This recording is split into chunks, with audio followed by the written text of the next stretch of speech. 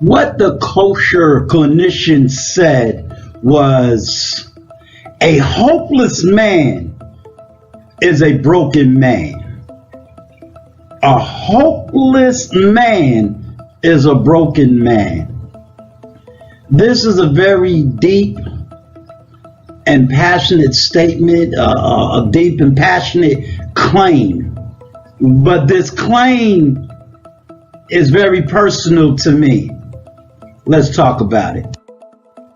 I was once this man. I was once a man who had to sit here and reflect back on my life, and while I've had many successes, I've had many failures. While I've created great paths for many people, I've also left a trail of destruction.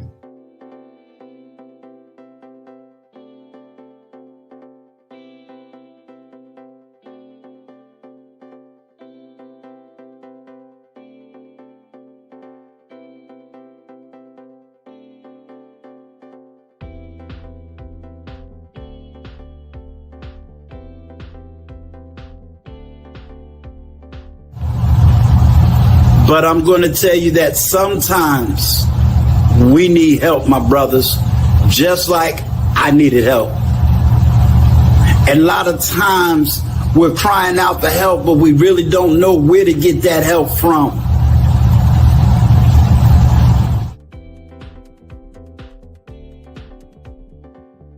And you know, there comes a time when a man must take a stand against the immoral acts of other men, regardless of the consequences he may have to face.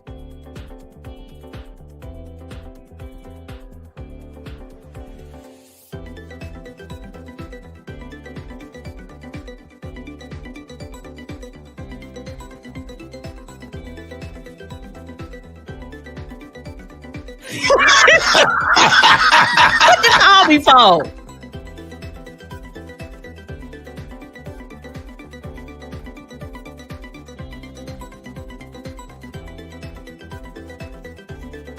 Now I'm back because I've been working on Emancipated Studio. Emancipate your mind, which means it's time to free your mind.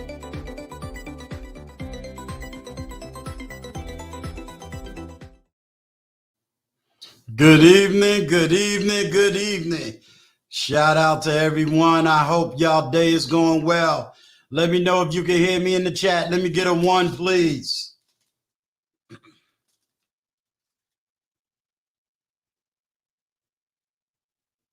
Let me know if y'all can hear me out there.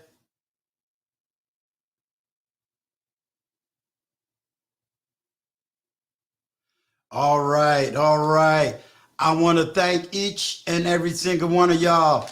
And at the time of this recording, let me give a big shout out.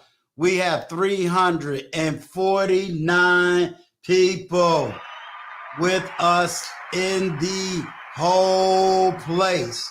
So y'all know I'm happy. Gonna be a little echo. Sorry about that. Let me just give my own self a clap. So I just want y'all to know that we rocking, we rolling, we growing. But what's more important is that we become a community of people that's about positive thinking, positive mind, and bringing a positive heart with positive actions. I want everybody to understand that we're going to be doing so much positivity that we're going to rock and roll on these YouTube streets. So there's going to be no real drama over here. We might have controversy, but we're not going to have drama. Thanks to Wally, we're going to be doing a session, and it's going to be called Uncle Stu's going to read the letter. Basically, for anybody that want to email me about a subject matter or a personal situation, you want me to either put it in a live stream or you just want me to speak on the subject, we're going to definitely get that rolling. Another thing that we're going to be doing also is, because we're going to be trying to do something positive, whether you see this live or you see it after, is that I'm going to put it in up on the screen. And what I want y'all to do, being that we're going to do something positive, I want you to record yourself either walking, doing some form of exercise, or doing something positive. And what I want y'all to do is send me a video, a 30-second clip of you doing something positive. And what we're going to do is we're going to gather all these clips together, put it together in one, and be able to show how change has come to this platform. Today, I posted a clip of me doing my 30 minutes of walking. So you had a chance to see that I'm not asking you to do something that I'm not doing first. So again, I want y'all to do at least a 15 to 30-second video of you doing something positive and then send it to me in the email. So now, without further ado, what we're going to do is introduce the man of the hour, too sweet to be sour, all the way from Atlanta, GA. Here he is, before the Billions. I think I got it right. Yes, sir. Sounds great to me. Thank you so much for having me up, Uncle Stu. No problem at all. No problem at all. So again, how's your day been? My day is going well and extremely well now that I am on your panel. Thank you so much. Thank you. Appreciate you. Well, you know, everybody know a little bit about you. Let me see. We know that you can sing.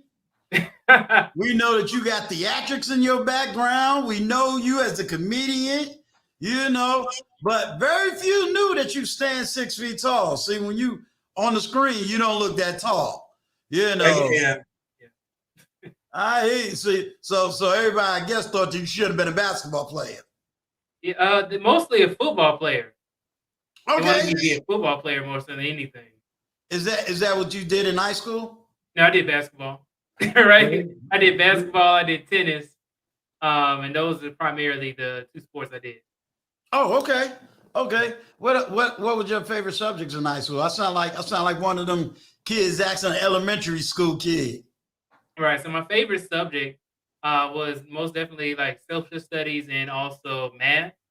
Math because it actually required a lot more work, and I actually did like tutoring and stuff like that. So I did a lot in order to get better at my math and also science skills. That's funny that you say that, because when my youngest daughter started off in school, she started off with like she was going to go to school to be an English major. Met one of the hardest math teachers in high school, and then she ended up getting a degree in mathematics. So I can relate to that switch in the math skills. So tell me a little bit about how you grew up. How is it down there? How did you grow up? Well, so I grew up with my mom mostly. You know, I had my dad in my life, but primarily live with my mom. My mom has been sick my whole life, pretty much. She had lupus, even since I was like a little kid. So that was it was extremely hard sometimes because she would have to work a lot too. So she had to work a lot, and then if she's not working, she would be sick in hospital. And then it was a part of my life where I was poor. Right, we didn't have any income. I was living with my mom and my grandma. And my granddad passed. Okay. So all that stuff was happening at the same time.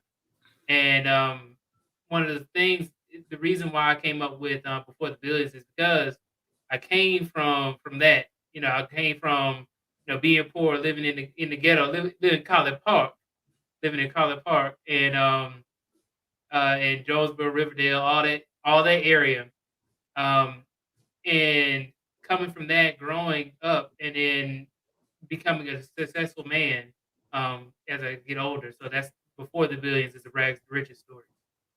Okay, so let's for a lot of people that don't know, what is lupus? Yeah, lupus is an autoimmune disease.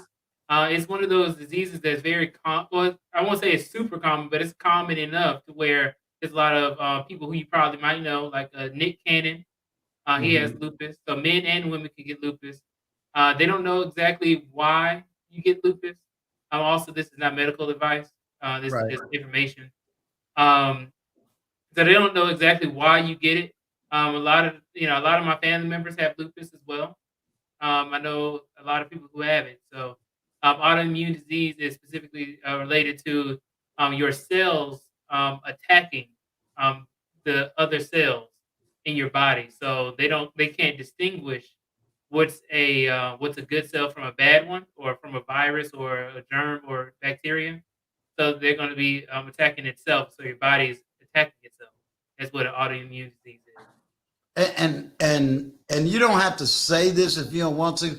How did it affect your mother? Because I know people who had lupus as well, and some people they pretty much function. Every once in a while, there's a sickness where I know other people. Somebody I went to high school with passed away with lupus before she even reached the age of 18. So I know it can affect people in different ways.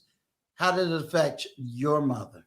If you don't mind talking Yeah, about it. I don't mind. So, lupus started off. I was in elementary school, right? And then I didn't realize how fatigued my mom was.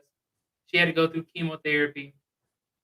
She after surviving chemo, she almost didn't survive chemotherapy Mm, because it's poisoning. It's quite literally putting poison into your body right. to then kill that disease. But she survived it, and after that, it led to her being fatigued a lot, and then also she ended up getting other diseases, other illnesses as well, such as like diabetes, and stuff like that. So it led to a lot of other things, and it can also mimic other illnesses as well. That's what lupus does, and that's what happened. It affected her tremendously. Whether it's she has to like wear oxygen and stuff, Mm, and that affected her ability to get other jobs. It affected her with her relationships with other people as well. Um, mm, and then obviously, right? She had to be on disability, which because she almost passed in like 2011, wow. and yeah, 2011, and then I was junior in high school, and then everything kind of just happened after that, where we're trying to figure out, like, okay, like my mom can't work because she's on this oxygen, she can't, can barely breathe, and we're just trying to make sure that she's going to be here for a long time.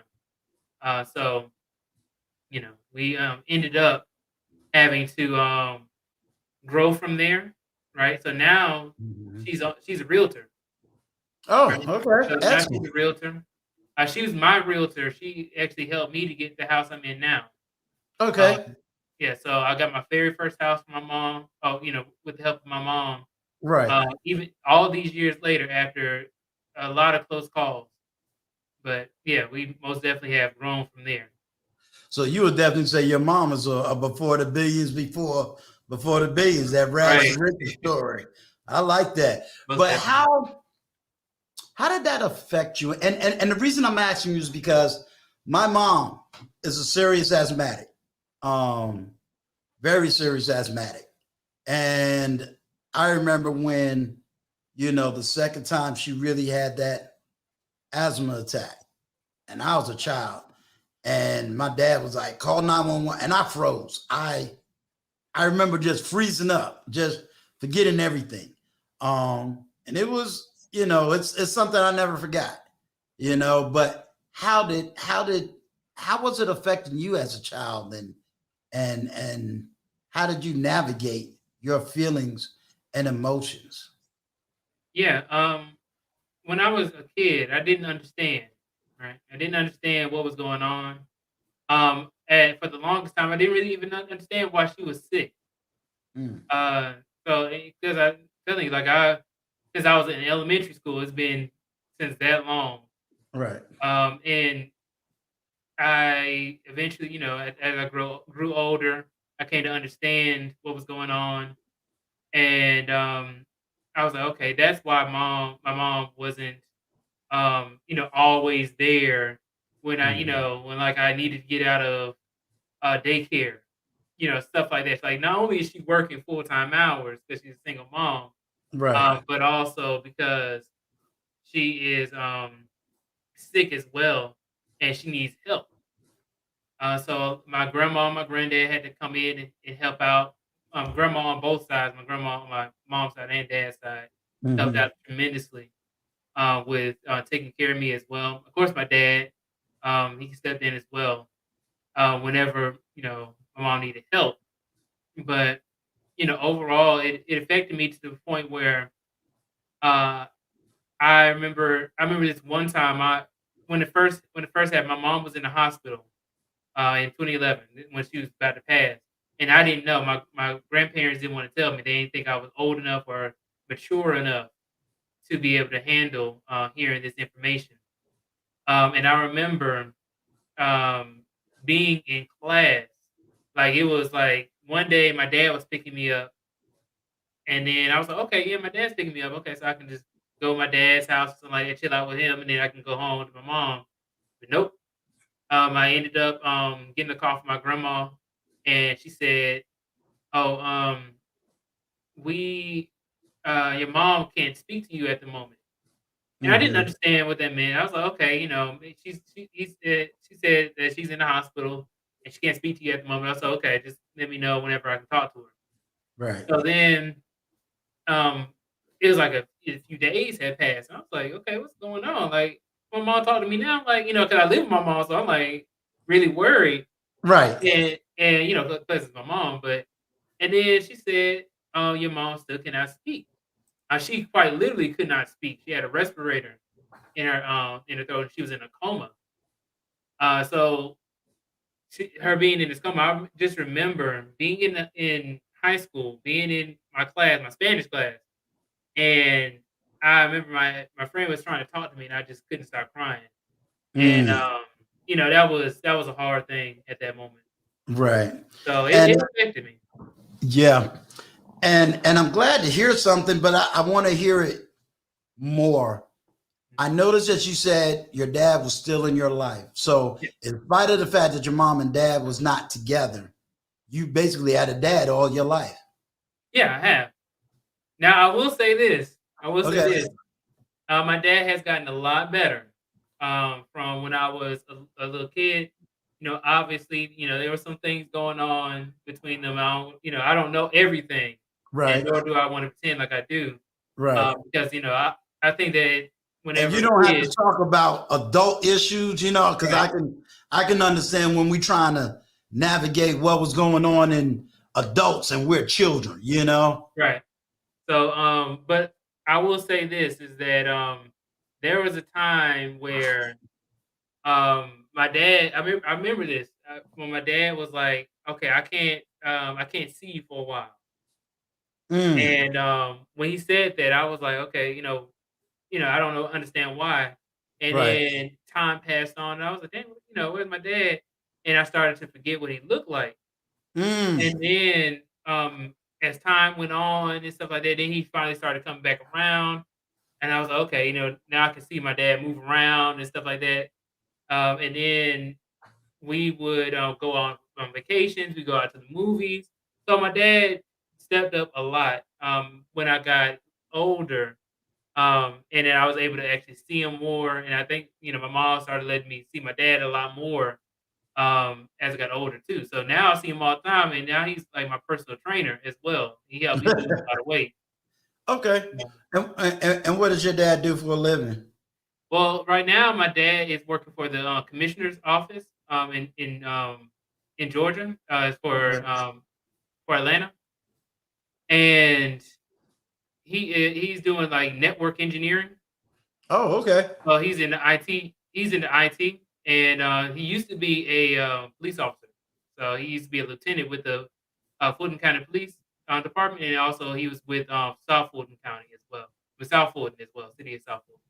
Well, a lot of people that don't know because I don't live in Georgia, but I've heard of at least two places.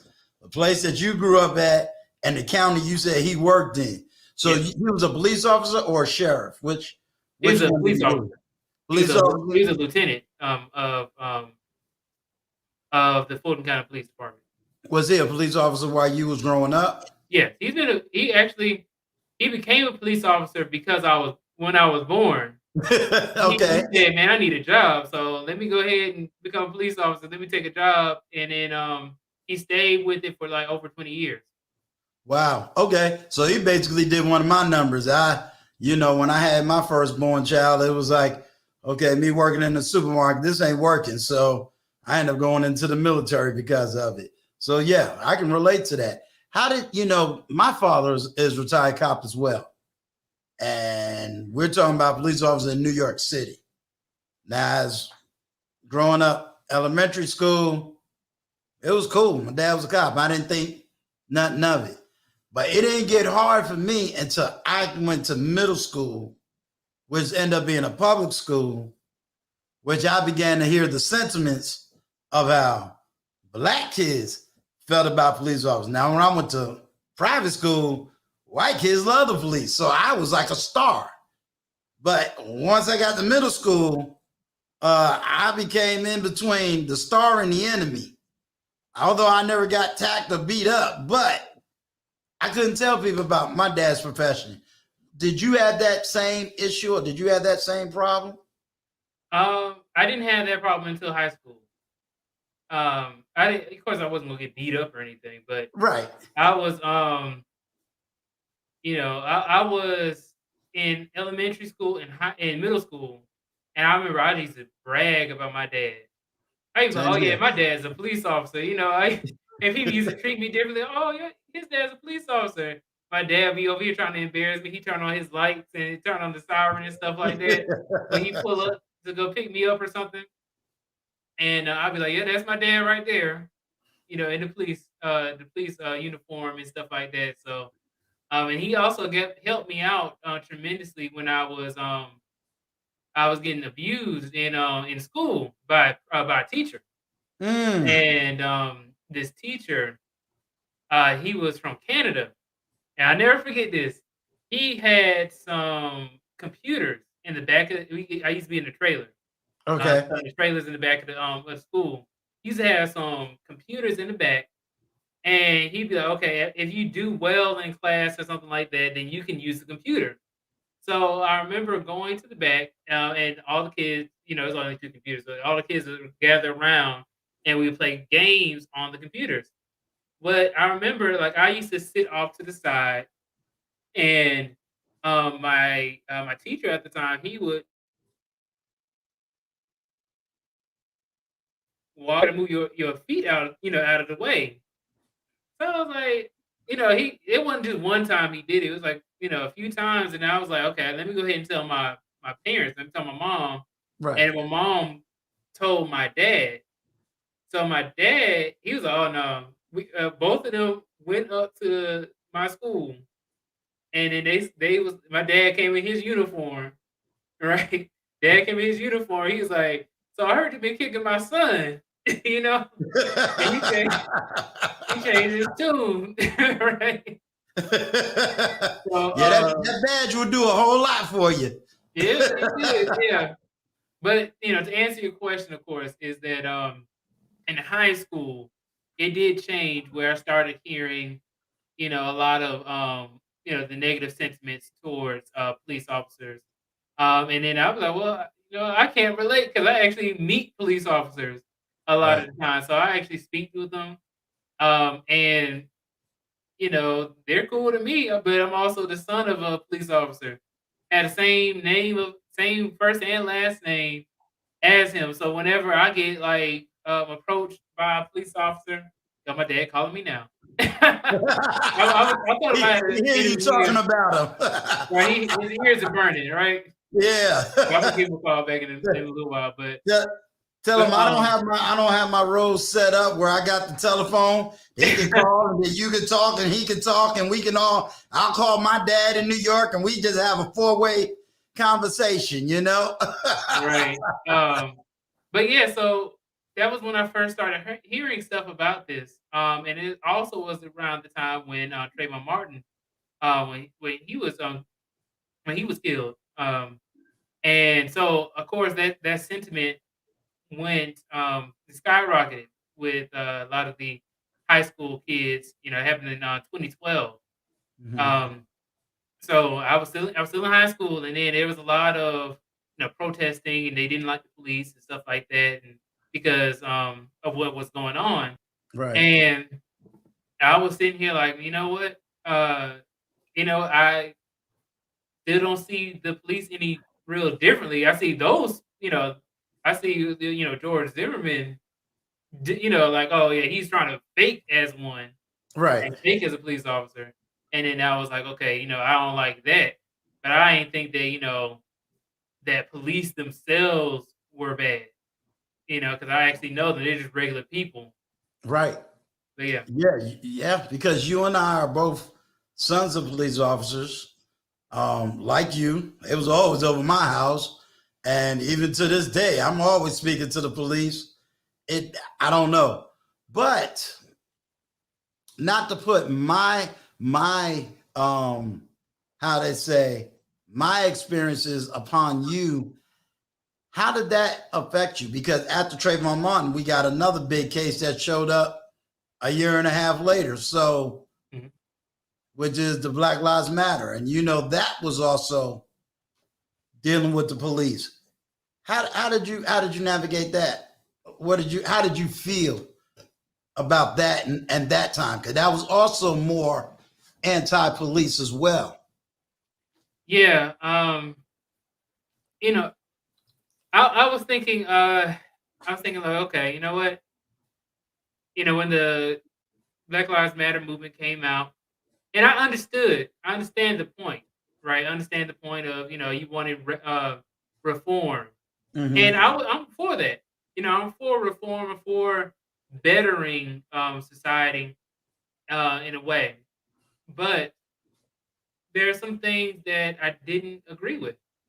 Um, Such as so if you look at, and I don't want this to get political or anything like no. that, right? Let me before you even go on. Yeah.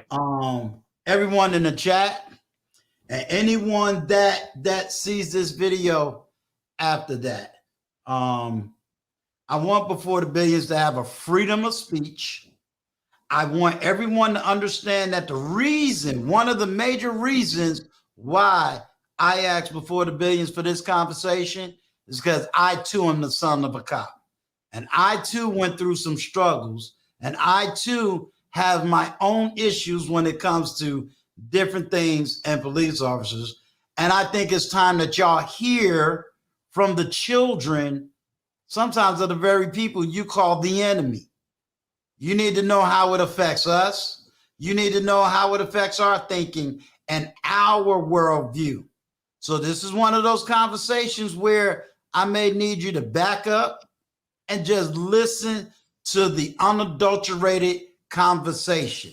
So, if you got any kind of feelings, I need you to take a deep breath, hold those feelings, and let's hear the truth from somebody that was born and raised as the son of a police officer.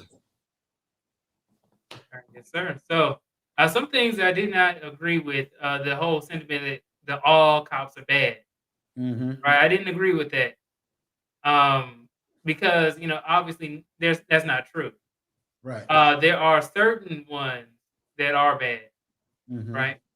And plus, there are there's a lot of police officers who are of other races, so you can't say that all of them are racist. Right. So like, and then they have the whole thing where, oh, the black police officers is gonna hurt you more than what the white person is gonna do, and Mm-hmm. that's not always true either. Right. Right, and I'll say that the whole always thing, right? Right. Obviously, there are people who have had their own experiences, and I don't want to discount them for Right. their experiences dealing with the police. Obviously, we do have those things happening, but Right. I cannot say that it's happening for the majority of black people. And I can't say that it's happening for the majority of police officers that are doing these things. And some of the things that these police officers do are justified. A lot of the time Mhm. because just because yeah, and it might, of course, it's because my dad will break down the reasoning why they do these things. Because if police officer pulls out their gun and then they're shooting because they're trained to shoot to kill. You never pull, and I should say to never pull out a gun on anybody unless you're ready to, end somebody's life. That's usually what the thing is. You don't never pull out a gun to play. You should never play with a gun. You should never, pull out a gun and then try and threaten somebody. Mhm. All those kinds of things because guns are serious. Um, and obviously, my dad would tell me that they spend so much time training themselves on shooting specific spots that are there to kill. Um, and also, I'm sorry, but I don't want to get you demonetized for using that word Right. or anything. But they do that because if you don't shoot in those specific spots, Right. then that might not stop the person from doing it, right? Right. So if somebody's coming at you with a knife and you shoot them in the leg, they still gonna be running towards you, and they still might get you. You know, So, mhm, you said something very, very poignant. I want to go back to it because I think that's an area that I'll be specific. Most African Americans do not realize, and I'm not even talking about to pull another weapon. Um, I too had struggles with certain incidents that took place between a black and a police officer. Um, and like you, there were certain incidents where I went back to my dad and said, "Okay, give me, the other side of this narrative." Um, I know for him, I learned exactly what to do, what not to do to make it home.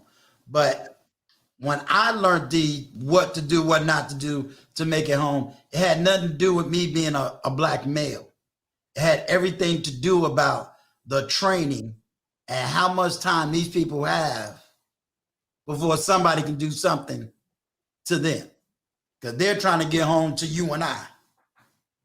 What are some of the things that maybe your dad taught you as far as being a citizen and walking around and kind of having that feeling safe where you got other people who are saying they scared all the time? yeah. So you know, ev some of the things my dad would teach me, right, is dressing a certain way, right? That was one thing he always used to tell me. He'd be like, "Okay, you know what? Like I came up in a suit for this interview. You know what I Right, mean? right, right. Right? So he always like I never used to sag my pants, right?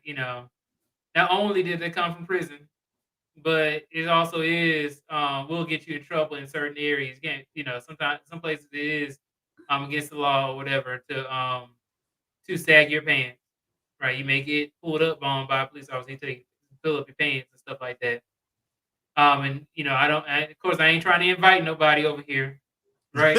I ain't trying to invite nobody. But so that was one thing. Also, just respect. You know, showing respect to people, and that's what you need to do, regardless of if anything. You need to always have a baseline level of respect for people, just as a person in general. Um, and then he also would teach me some certain things, that people may not see, like people who don't grow up with a police officer as their father or their mother, Mhm. right? He gave me a bumper sticker, right? Right. And I actually just saw this bumper sticker earlier today Okay. when I was with my mom earlier driving, and I was like, wait a second, that bumper sticker says PBA, right? So I Mhm. don't know exactly what PBA stands for. It doesn't say it on the bumper sticker, but it's in the form of a shield.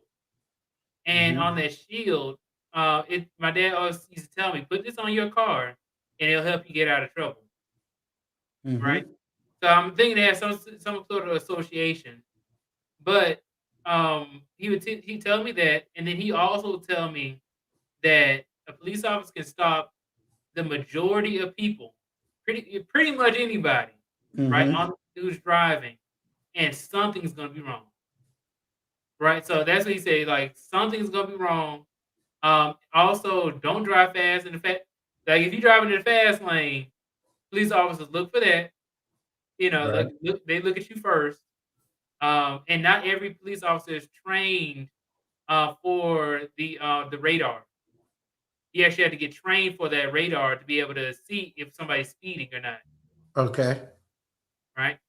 So they had to be trained for that, and then also um, driving a red car kind of makes you stick out. So Right. if you don't want to get pulled over too much, you know, I would say avoid red cars, but you know that could be a little bit biased there, but you know those are a few things, right? Of course there's plenty of others, Right. but those are some things that I have avoided. Let me, because you said something, and my dad taught me the same thing too. But in the media, it's shown something different. Let's touch the third rail. And the third rail is this. You talked about dressing. Now, long before the hoodies, I used to have to dress a certain kind of way for the same reason.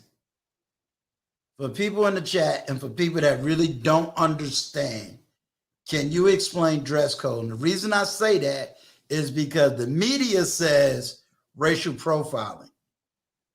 I like to say you and I kind of got it a little bit different. But again, I don't want to put my thoughts into your head. You tell me how you understood changing the dress code. Right. So when it comes to dress code, I actually I went to a seminar about this too, right? And they broke it down into categories. You have your casual, right? And casual is not going to be, looking run down or anything like that, just wearing whatever you want. Casual is going to be, like you may wear jeans, right? You may wear jeans, you may wear like a button-up shirt or something like that. You don't have to, have the tie or anything like that, right? But you can wear jeans, you can wear like a nice shirt or something like that and look presentable. Um, you have your semi business. Right. I think it's the name. So semi business or Business casual. business casual. That's it. Business Yeah. casual, where you're wearing everything but the jacket, right? For men, right? So you're wearing everything but the jacket. You're wearing your slacks or your pants. So not jeans. Wearing your Right. button up shirt or you're wearing your button up shirt, and you can wear a tie, but it's not required for a business casual. Right. Um, and then you have your business, which is the whole suit, Right. right? And for women, it's the dress, right? So and then women can also wear a suit as well. But that's a newer thing. It used to be that women couldn't wear a suit, Right. right? It used to be out of the ordinary to see a woman wearing a suit. But now women can wear suits and stuff like that, especially working in corporate. Right. Um, so yeah, that's pretty much what it is. Also, in addition to dressing, you need to smell good. You need to take care of your hygiene, right? You need to put on your cologne, put on your deodorant, especially, right? Put on your deodorant because nobody wants to smell nobody musty. Right. But I have been practicing putting on cologne every day or most days, right? Right. Because not only does it, because that's the sense. It's a sense that nobody can defend against, right? Right. You can't defend against your sense of smell. You can't just hold your breath. When you walk into the gym, when you walk in around the grocery store, when you go into to the post office or something like that, and you wearing your cologne, people take notice of that. Even if you wearing your mask, you can still kind of smell some cologne and stuff like that. And That's people will true. look at you like especially the women, they'll look at you like, "Oh, okay, what cologne do you have on?" Even if they have a man, they'd be like, "Oh, okay, let me get that cologne so I can get it for my husband or something like that." You know what I mean? So Right, people right, take notice of when you wear a cologne. right, Um, and then it also helps your confidence as well. I'm wearing cologne right now, and it helps your confidence and it helps you to be able to, to put your best step forward, right? right, Because you come up in a suit, you're significantly less nervous, right? You like, okay, I look good. And you got a little more swag in your step. Oh yeah, I look good. Got my suit on. I got my cologne on. I got my teeth brushed. Put the mouthwash in. Floss my teeth. Put the tongue scraper. All this. Got my hair cut. All kinds of stuff. And all of those things lead to a better presentation, and people start to take you more seriously. I actually watched this video with Kevin Samuels where he was talking about how important it is for men to dress up, hmm or important for men to dress well.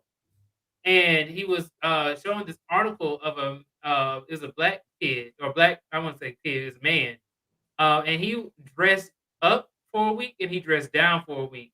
And he noticed how people started treating him better as he dressed up. Right? He dressed up in he didn't dress up in a full suit, but he just wore like a button up shirt. He wore like some nice pants and some nice shoes and stuff like that. He noticed when he went into the store, people was like, "Oh, here goes this specific item," or "Oh, do you need help?" All this other kind of stuff, right? But right, when he dressed down, nobody tried to help him, right? People were, treating him differently. And he was like, I just don't understand why. It shouldn't be this way. But the thing is that that's just how it is. And instead of dressing down and feeling like, okay, I should be allowed to just dress down if I want to. I should just be able to dress however I feel like. right, But then you kind of get the reactions from people that you deserve, right? Is that, hey, that's what you came into the grocery store with.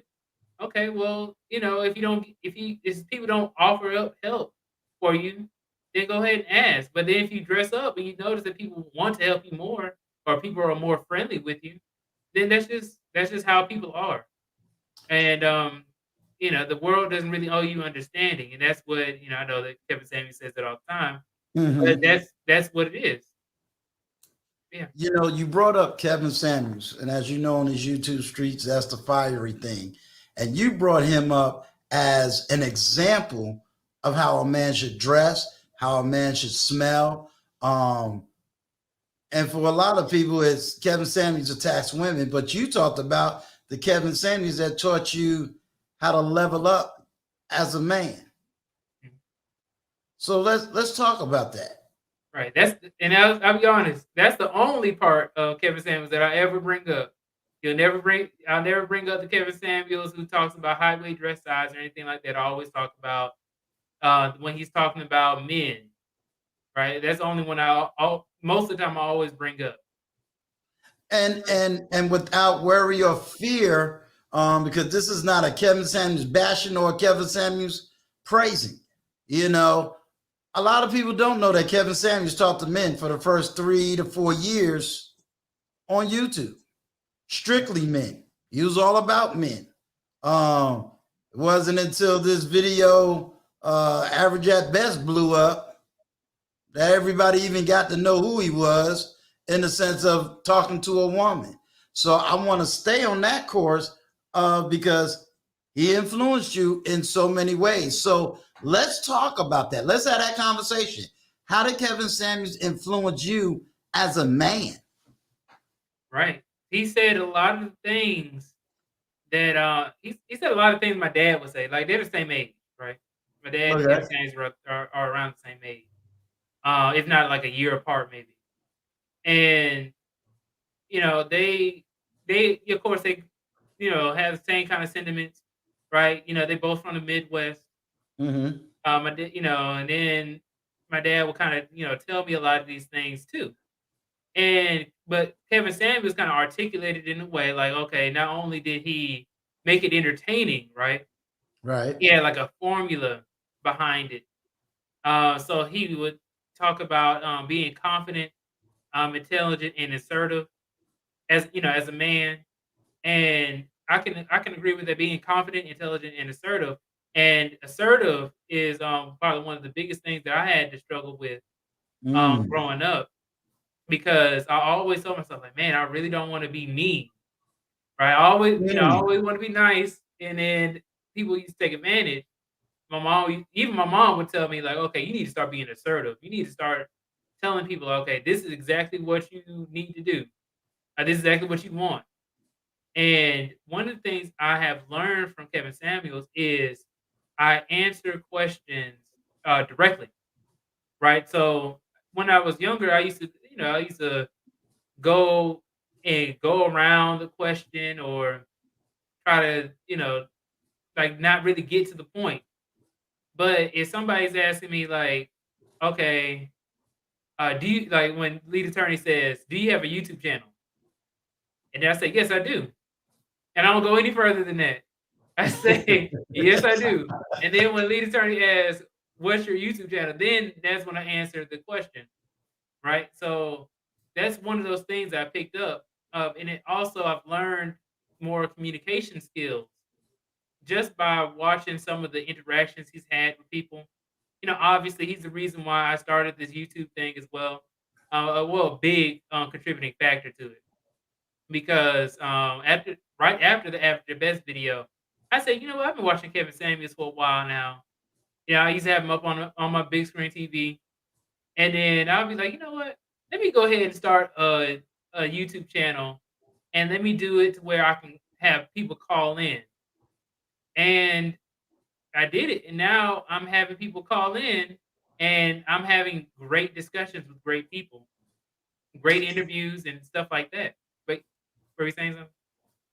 No, tell me the because you talked about speaking assertively, and you said you got it from Kevin Samuels. Yes. And argumentatively, people would say, well, he's not an assertive talker. He's badgering. His tone is off.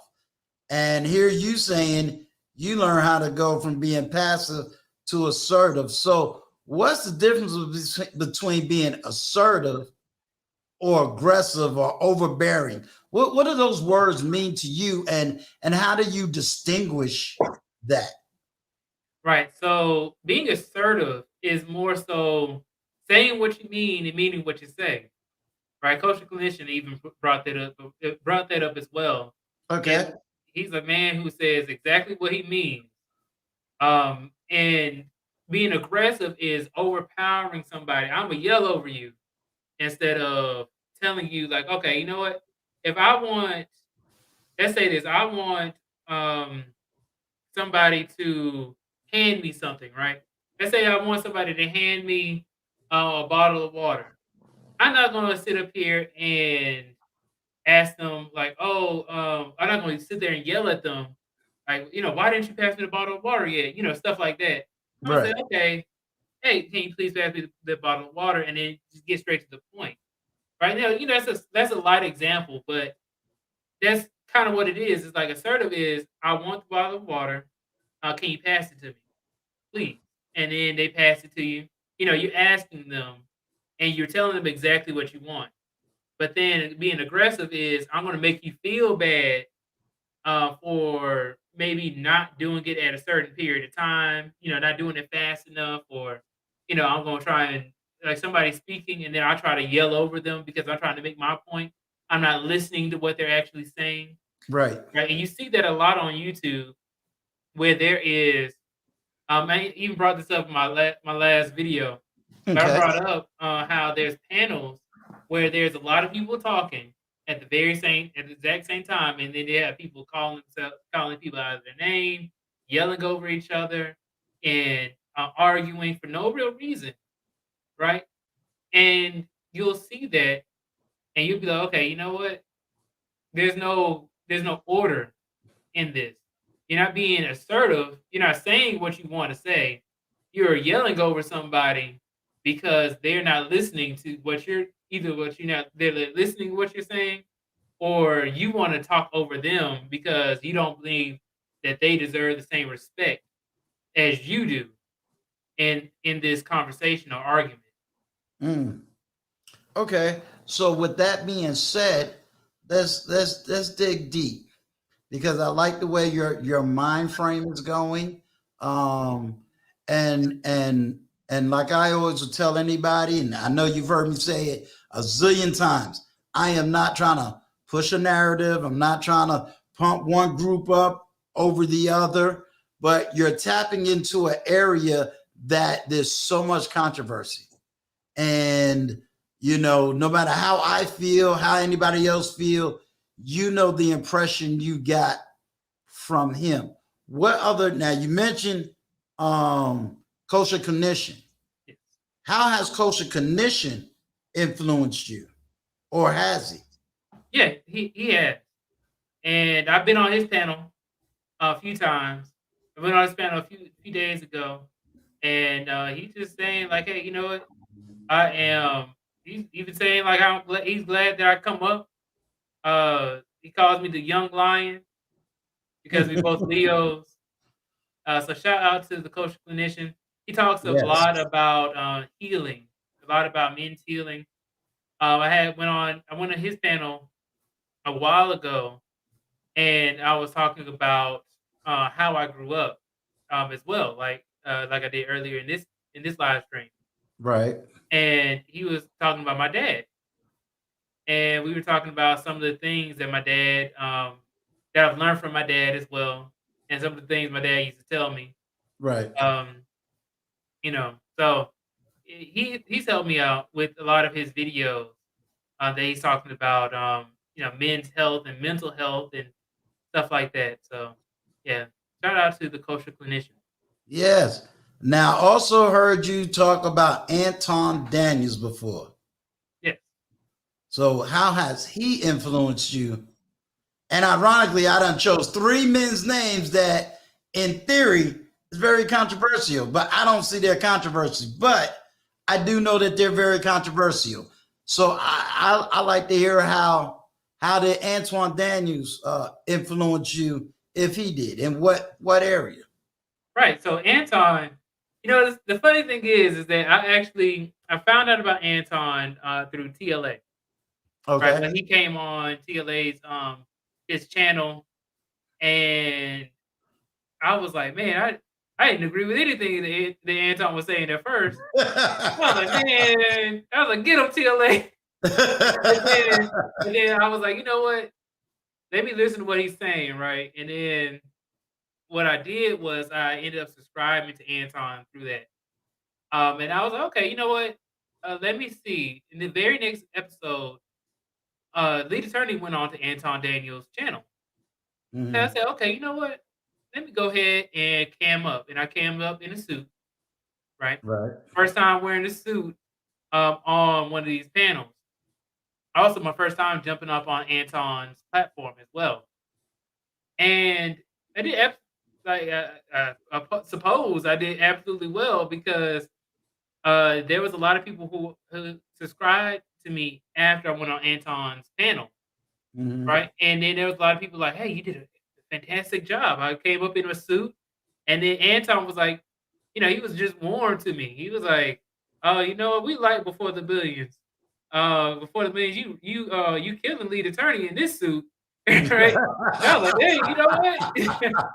Let me start wearing suits more often."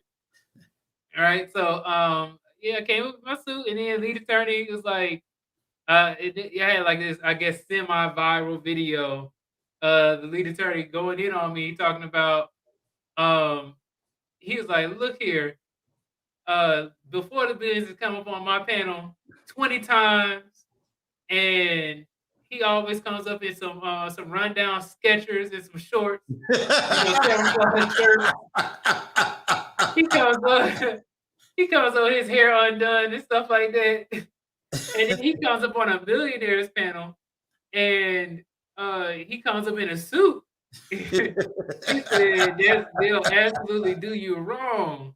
But that was actually one of the funniest videos from there. But from Anton himself, a lot of the things he talks about, as it's similar to what I talk about on my channel too, Okay. about having to, because he used to be a software engineer, but also he talks about how you need to level up, right? Mhm. And I'm not, in the level up community or anything like that. It's a whole. I think there's a whole community of Right. people, but I am most definitely like, okay, you know what?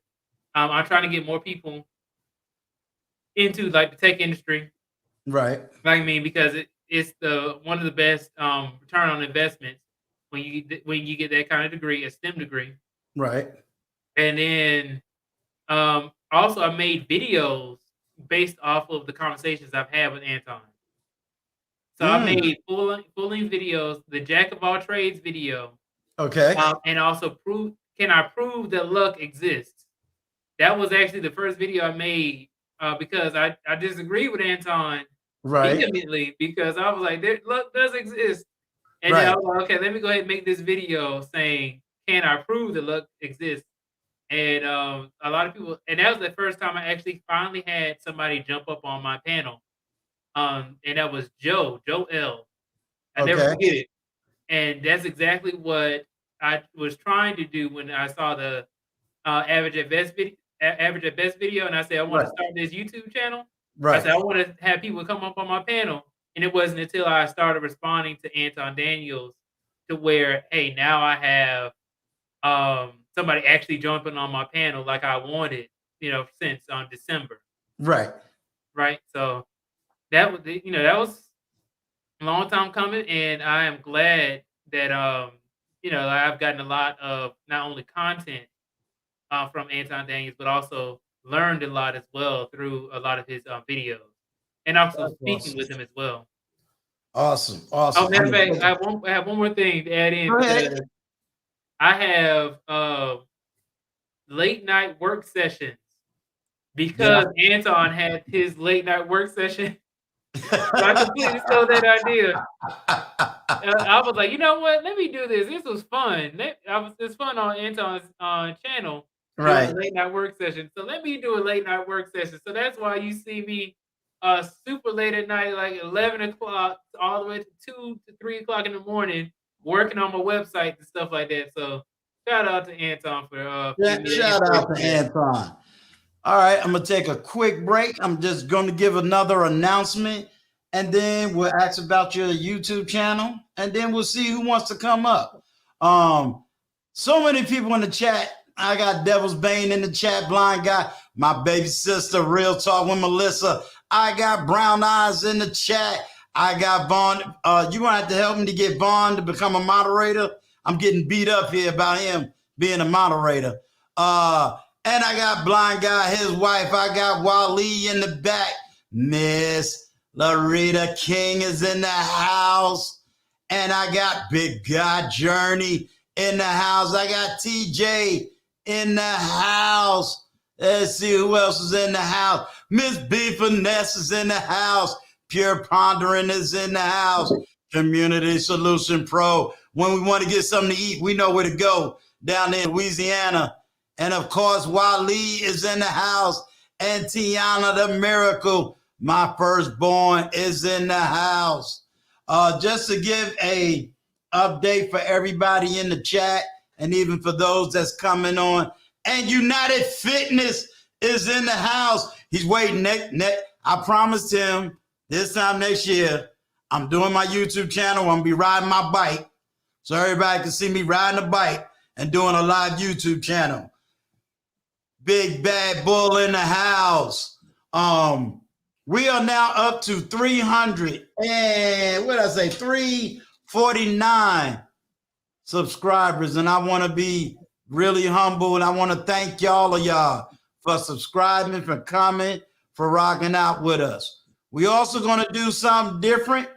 If anybody seen my earlier video where I took my first good 30-minute walk and my little 10-minute motivational speech, because my attitude is before the billions and intentional millionaire, I ain't gonna look like the zero in between these two tall dudes. So I gotta get this weight off of me. But what we also gonna be doing is I want to start where I want everybody to think about something positive that they can do. Whether you're starting to do exercise, Maybe you just want to start reading a book. Maybe you want to start doing something positive. What I want everybody to do is record it in a video, 15 to 30-second video, record it and send it to me via email. And what we're going to do is we're going to stitch these videos, and we're going to put it on a larger video. It is time that we show that we can do something positive. You know, we got way too much negativity on YouTube, and now it's starting to do what we're going to do. We're going to rock, and we're going to start doing something positive up here. Now, to show you the power of positivity, She Stole My Thunder and we're going to get together, and we're going to do what's going to be called the live walk event, meaning She Stole My Thunder and is going to go live, and we're going to do our own 30-minute walk together. So when that time comes, I'm going to announce it. And guess what? We're going to do an early morning live. So if y'all want to do the live with us, where we're going to walk, do good 30-minute walk all together, and we're going to do this as a team. So I just want y'all to know, be looking out for that, because this is going to be a way that, again, everybody gets to hold Uncle Stu accountable, and everyone's going to be a part of Uncle Stu's weight loss, health, fitness, etc. So I'm not going to ask you to do something that I am not going to do. I'm not using my age, my ethnicity, none of that stuff as an excuse. We're going to do it, and we're going to do it right, and we're going to do it together. Let me also say this. I want to give a shout out to Anton Daniels. Anton Daniels hit me up and gave me some positive motivational words. And I want to shout him out for keeping me also accountable to you. Now, I know you get a lot of content creators that they want their 1,000 subscribers, their 4,000 watch hours. But the most beautiful thing that I got to hear was take care of that 300 and do the best you can with that 300, because that 300 is you. Make sure that your content is right for your 300.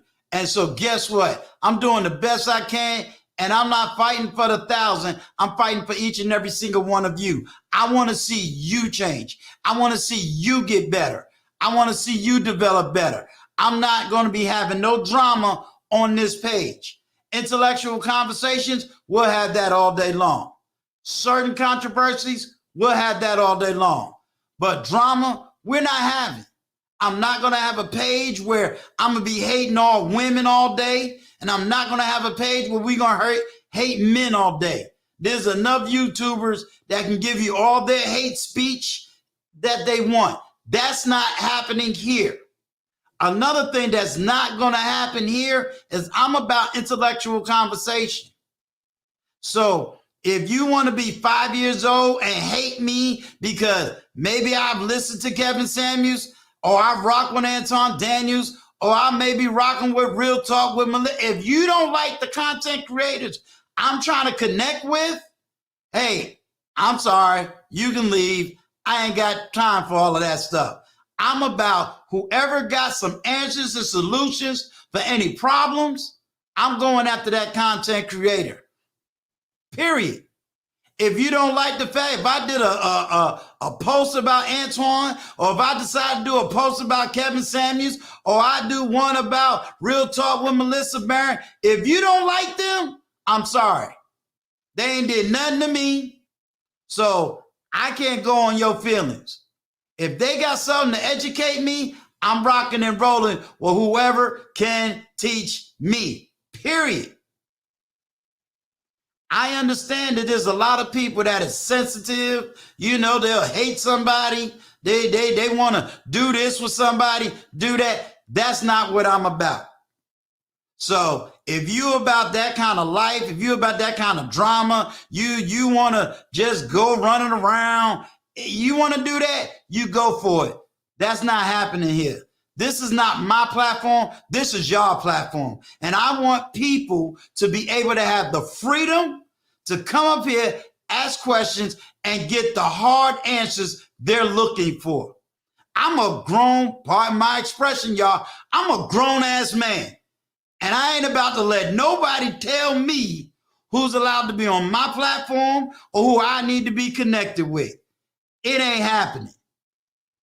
So you can take your elementary school mindedness somewhere else. There's a whole lot of other platforms you can run onto and do what you want to do. Period. When you are able to raise your right hand and go fight in this military for the freedom of speech, then come holler at me. Outside of that, I don't want to hear it. Period. Period. I got women that are good, and I know women that are bad. I know men that are good, and I know men that are bad. So this all women, all men stuff ain't happening here. I'm here to do what I said I was going to do on my platform. Empower men and get women to understand the man they are with and want to love. Some of my sisters are not that far from being married. Trust and believe. I'm a grown man. Some of my brothers are not that far from being the good man to get them a good woman and rise up and raise up a good black family. Sorry, if you don't want to believe it, that's the way it's happening here. Y'all say y'all looking for a good man? Well, I understand the man I got on the platform ain't available. That's my understanding. Are you available, sir? No, I'm not available. All right. But either way it go, if you want an example, here we go. An educated black man, a college-educated black man, an engineer, a man that loves Jesus, and a man that ain't running around talking about how bad women are. So you want the image of a good black man? There we go. I got him on the platform. So all the women that's talking about we're the good black men, here he is. He's just not available to you, but there we go. So we're going to start destroying narratives on this platform. And that's what I'm bringing to the stage on this platform. We're destroying narratives, and we're going to bring light into the dark world of YouTube. Period. If you don't like the narrative that I'm talking, trust me, you got a whole universe of YouTube you can run to, and you can go cry, snot, and all that. I'm looking for real men who want to do real things in their real community, not the virtual world, the real world.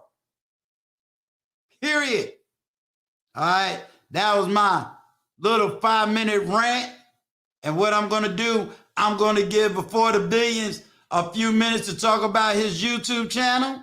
And then I'm going to drop the link so that we can get anybody up on the panel that want to talk to Before the Billions. Or if you want to talk to me about what I just said, we can have that conversation. I'm ready for it. All right, Before the Billions, it's all about you right now. Tell us about that YouTube channel so I can have everybody drop your YouTube in the chat, sir. And go ahead. You can put your machine on. I'm going to let you punk me this time.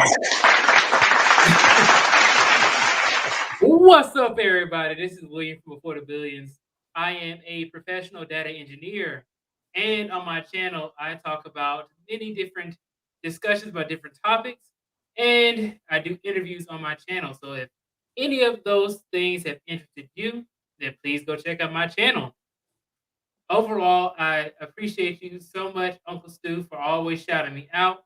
I wanted to say that I had you up on my channel last night, Yes. along with Devil's Bane, and we had a great discussion. I learned a lot. Overall, it was one of those things where, I was over here questioning my own existence. I had some people up here up in my chat. I was like, what? Am I even a person, man? That's how good the conversation got, where it got so deep That, Yes. If Devil Bane is in the chat, I need to know, is he still here? You know, if everybody's talking about them good black men, I want to raise up Devil's Bane because, whoo, he a good one. Is Devil Bane still in the house? If you still in the house, Devil's Bane, just hit me up with a 1 because I want people to know Devil's Bane mind. Y'all might get thrown off by that word Devil's Bane. But what he's talking about is Devil's Bane is a very deep thinker. I don't even know how old Devil's Bane is, but he was sitting he's like here. A year older than me. Huh? He's a year older than me. A year older than you? Yeah. Here's a 27-year-old kid who is sitting here tackling the deep subjects of theology and philosophy after the 6th and 7th century. Now that's deep thinking. This man is reading books that I didn't start reading until I was in theology school. This man is speaking, he was speaking facts in certain areas of his mind.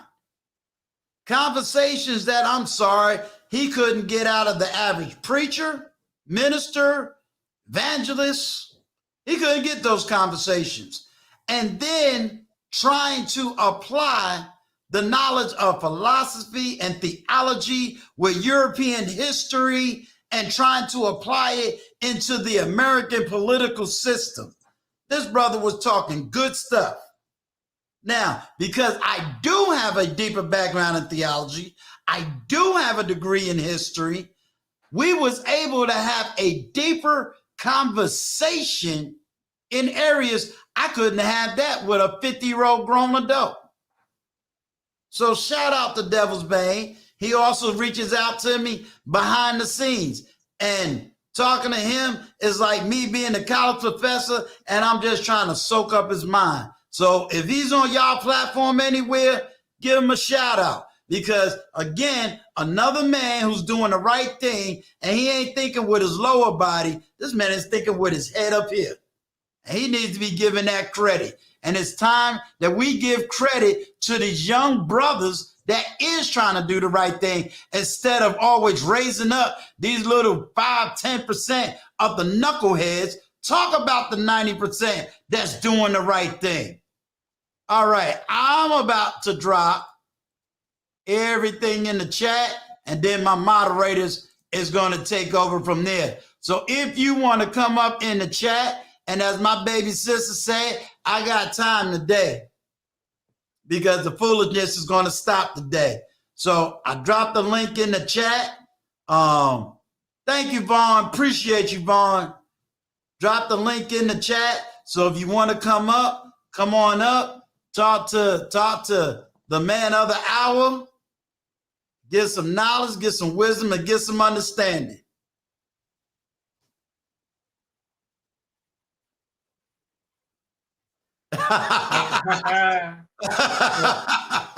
look, y'all. We messing up my baby sister's studio.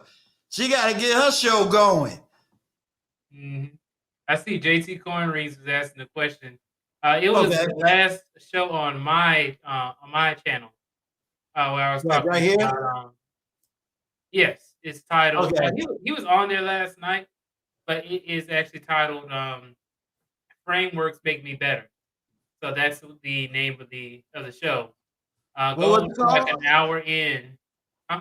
What was it called? It's called "Frameworks Make Me Better." Okay. And that was the show I had last night. Okay. So yeah, JC Corn Reeves. That was like an hour or so in. Right. The actual panel, and then that's when Devil's Bane came in, and then also Uncle Stu, I think he came in around an hour and 30 minutes up to the second hour. Okay. Yeah, it was good. That was one of the few live streams I can go on your channel and come up with.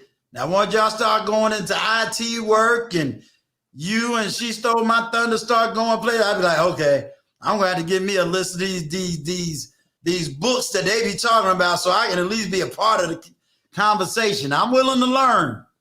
I'm Right. willing to learn. The funny thing is, we were talking about the IT stuff. We had Devil's Bane was talking about this application he was building Right. For logging in on your phone and stuff like that. So that was something that he was working on. Okay. Yeah. Well, one day I'm gonna get with Devil's Bane and you know, that way we can, you know, have that conversation, because I love, you know, I was sitting there and I just came off of my live stream and I'm listening to the conversation. I'm going, now look, this dude talking like a little college professor with all this philosophy. I ain't never met nobody that understood that aspect of history, that aspect of philosophy. I knew he was arguing monarchy, and I said, well, if he only read a certain section of the monarchy, yeah, it sounded like the greatest thing in America. But if you don't know the other side of that monarchy, he gonna get lost, you know. So it was awesome. It was awesome. All right, I guess no one wants to come up on the live stream. Wait a minute, ready to tease some people? You mean my boy Vaughn don't want to come up here? I don't want Vaughn to get scared now. What's going on, Mr. JT? But yeah, so I got a question for you, Unc. Sure. So when we had that live stream, you were telling us about how you had you said that you had a degree in history, right? Yes. Yeah. So what exactly was the specialty? What was your specification for what kind of history did you study mostly? European American history with a major in poli-sci political science. Okay. And I studied that route to work really in conjunction with the theology, because going to theology school, you learn so much about the history of many different things. And, you know, with that history, it really combined itself together. My baby sister in the house. Okay, am I holding you up from your show? No, what I was saying was this is not my normal day. And I was like, but my name was mentioned way too many times. Look, here you go. Look, I need people to know I got a baby sister. I got backup. You know what? Hey, y'all. How you doing? Doing well. You know, at first I was going to come on and be like, you know what? Bless their heart. But the other part about it is I want to talk about you, Uncle Stu. What I'm hearing is your channel is going in a direction and you've tested some things, tested some people, tested some methods, and you're like picking the meat and spitting out the bones and personalizing it for you. Mm-hmm. Kudos, keep going. Point blank, period. Because what you're going to find, and I know you see it all the time, right? There's so many tricks, gimmicks, schemes, pay me to show you, and everything else, ways that people have out here to, quote, grow your YouTube channel. And the unfortunate part about that is what ends up happening is you lose the authenticity of who you are in all of that, because they're like, do this, go run and do that, do this, whatever. And the truth of the matter is, I rock. This is me speaking for me. I rock with who I want to, how often I want to, when I want to, and how I want to. Point blank, period. And I love that. And you're absolutely right. You know, I thought it was kind of funny. I'm like, wait a minute. I'm over here with my commercials, minding my own good God business. Right. And unfortunately, you know, I talked about this on my channel. Unfortunately, the bottom line is what I find is somebody is literally out here choking on Melissa. And that's okay. Meaning what? My light is shining because I'm very unproblematic. Like, I'm over in my little suburban life trying to lead people. Right. And I'm like, what am I doing? But, you know, at first I started to come on and be real messy, but I'm not going to do that. I'm going to just say God bless the people. I said, we open over here. Right. Right. But no. So what's the topic? Somebody said, Tiana said, what's the topic? Originally, the topic was the man of the hour. That was before the billions. Okay. I'll Now, be I totally just had open. look. The- This the- not my the reason- filming day, so I'm sitting up here doing makeup and everything. Before the billion, I need a commercial now because Oh, yeah, great. Melissa be dropping these little commercials. And then let me tell you how the sisterhood go. And then all of a sudden, Miss B Finesse got a little commercial. Look, man, I'm the brother. I'm the only brother in between. I need some help from my brothers now. I got to give me a commercial. I got the long one. You I know, just they be got the doing little me. mini one. Yeah, I just be I doing think me. that XDMC the one to go to. He hooked me up. He hooked Yeah, he gave me something too. Yeah, he hooked me up. He's the man. He Nice. gave me something. I was real happy.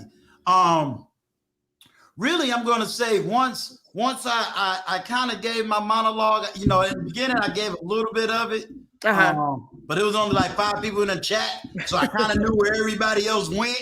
You know, Right. So once I saw those numbers, you know, I said, now it's time. An incident did happen, and I was really upset when I saw the incident happen. Okay. You know, I had someone come in my comments. Evidently, they got a problem with Anton Daniels. Anton is the truth. I don't care what nobody says. Exactly. And so my whole thing was, you know, one brother was like, don't comment because this particular comment. I saw that. I saw it. Okay, I was you in saw there. that. Yeah. And then it came back again, and I'm like, look, you got a problem with this man. You go and talk to him. Then you want to ask me about this man's income. I don't care about his income. Nope. I'm trying to get whatever I can get to learn how to be what I need to be. Exactly. No. I don't live in his city, his state. Yeah. I ain't in his house. I ain't none of that stuff. You know, but he kind of gave me a positive word behind the scenes. Oh, okay. You know what I'm saying? Yeah. And he gave me some positive things to motivate myself with. Right. He didn't have to do that. Antoine don't owe me nothing. He don't owe me $1. He don't owe me a word. He don't owe me nothing. Nope. Even my subscribers don't owe me anything. Nope.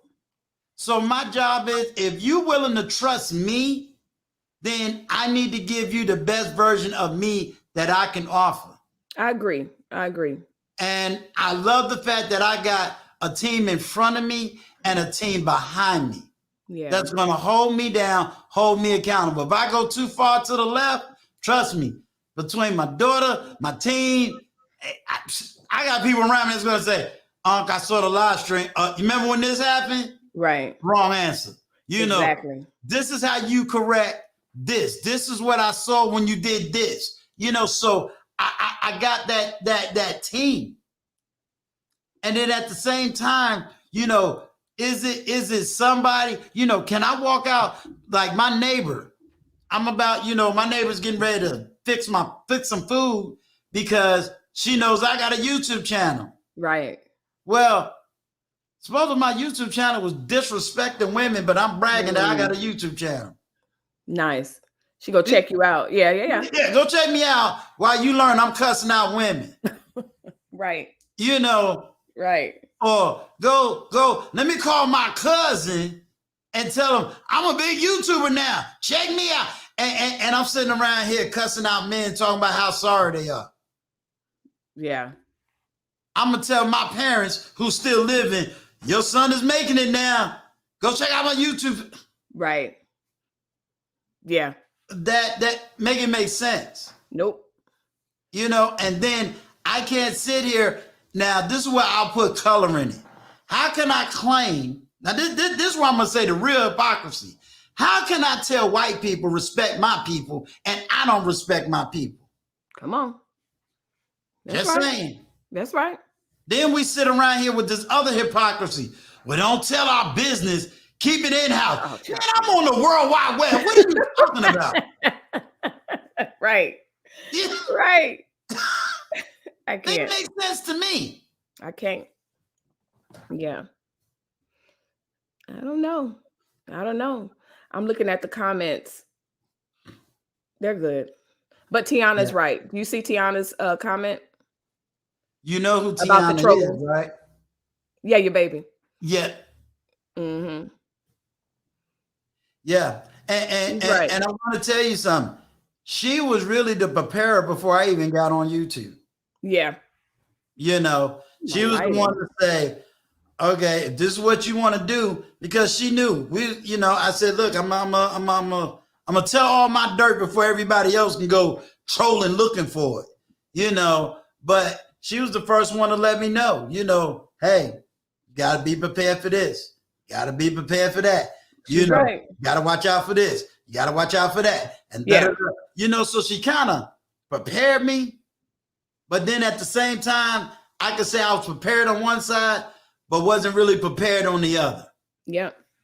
It happens. It happens. It's crazy. It happens. What you got to say, Miss Quita? Wait. I could do this on my channel. We're Corey. Right, exactly. We're Corey. You know, me and Corey got a song for you. Wait a minute. Shut Okay, up. so I know. That's right.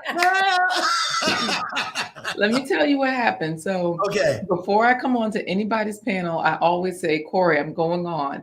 So that way he can say, no, we got something else to do or whatever, right? Right. So I let him know I was coming on here, and he was like, okay, he's working on something else. He's finishing up some things for work. And, so a man's got to work, right? So I'm here by myself to talk to you guys. I'm the man of the hour, before the billions, Uncle Stu. And then, of course, we got all the other friends popping in. So this is awesome. Of course, Melissa, hey, girl, hey. Hey.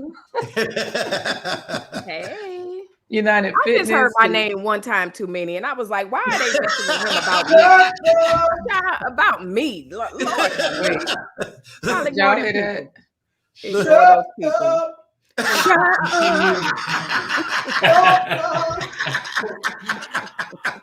Oh man, that's brother Corey. That's Corey. I came on because I just walked in and I took my headphones off the other computer and I see the energy from Uncle Stu's face, and I'm like, okay, he's into it. Let me see who he's reading. Right. And he was just going in, Uncle Stu, and I said, well, what did Before the Billions do? Did he start singing? I said, what are you upset? That man, he was going in. And I realized what it was. I said, oh, okay. And then but hey, you're gonna run into that. You're gonna run into that stuff, brother. It's why a lot of people, I was talking to our sister, Miss B Finesse, quite a few people have asked me, man, when you gonna put some new content? When you gonna do a live? When you gonna do now? See, I ain't got patience for that. I give it up to y'all. I come and support who I can. This is like my Netflix when I come here. I'm thankful for the community that I met because of Blind Guy, his wife, and their life. Everyone on this panel, I would not know if it wasn't for them, and I would not have subscribed to their channel. And I'm glad I did. I look, and like Melissa is on point. Her stuff, I can package her whole channel up right now and take it for like Entertainment Tonight, CNBC show. But it's already packaged together. Wow. When I look at Blind Guy, his wife, and their life, I already can package that up for PBS. Say, hey, here we go. Before the Millions, CNBC, MNBC, already he's there. But we got our own network here, so that's why I try to help where I can. That's why I do what I do.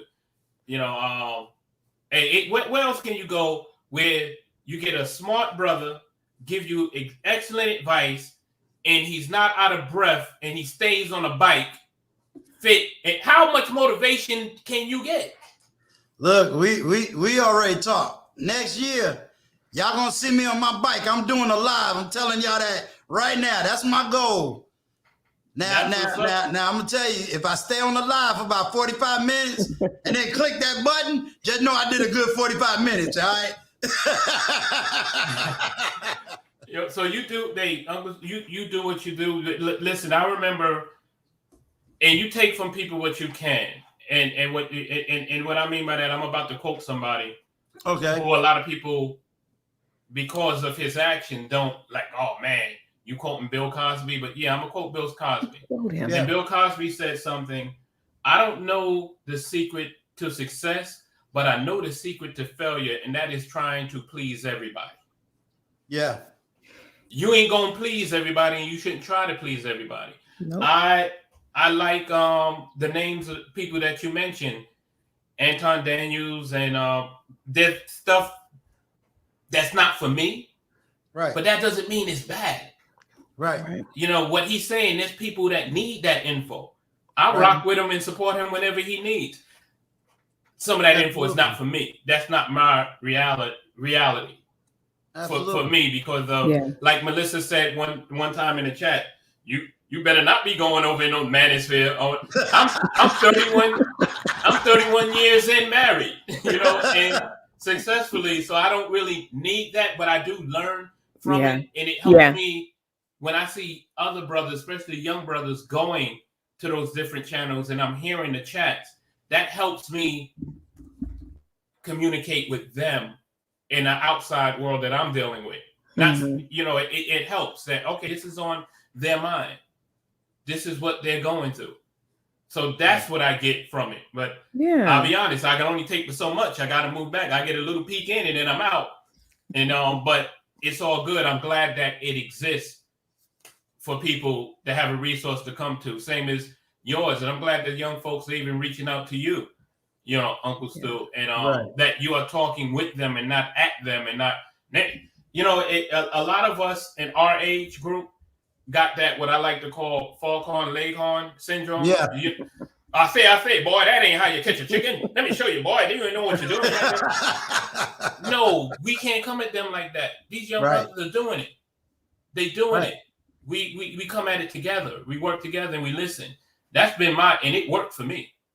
Well, see, that's why when Before the Billions started talking and he went into certain content creators, there was a reason why I kept him right there.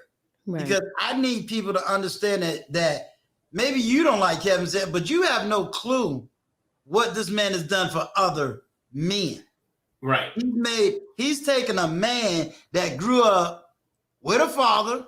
He don't have that narrative of having no dad. He didn't. But what did he influence this man to do? Put on a suit, make sure he looked well, he dressed well, he smelled well, and he spoke well. Exactly. Period. If you get nothing out of Kevin Samuels but that as a man, you done beat a whole lot of stuff. If all you get out of Culture Connection is I got some mental health, guess what? He did his job.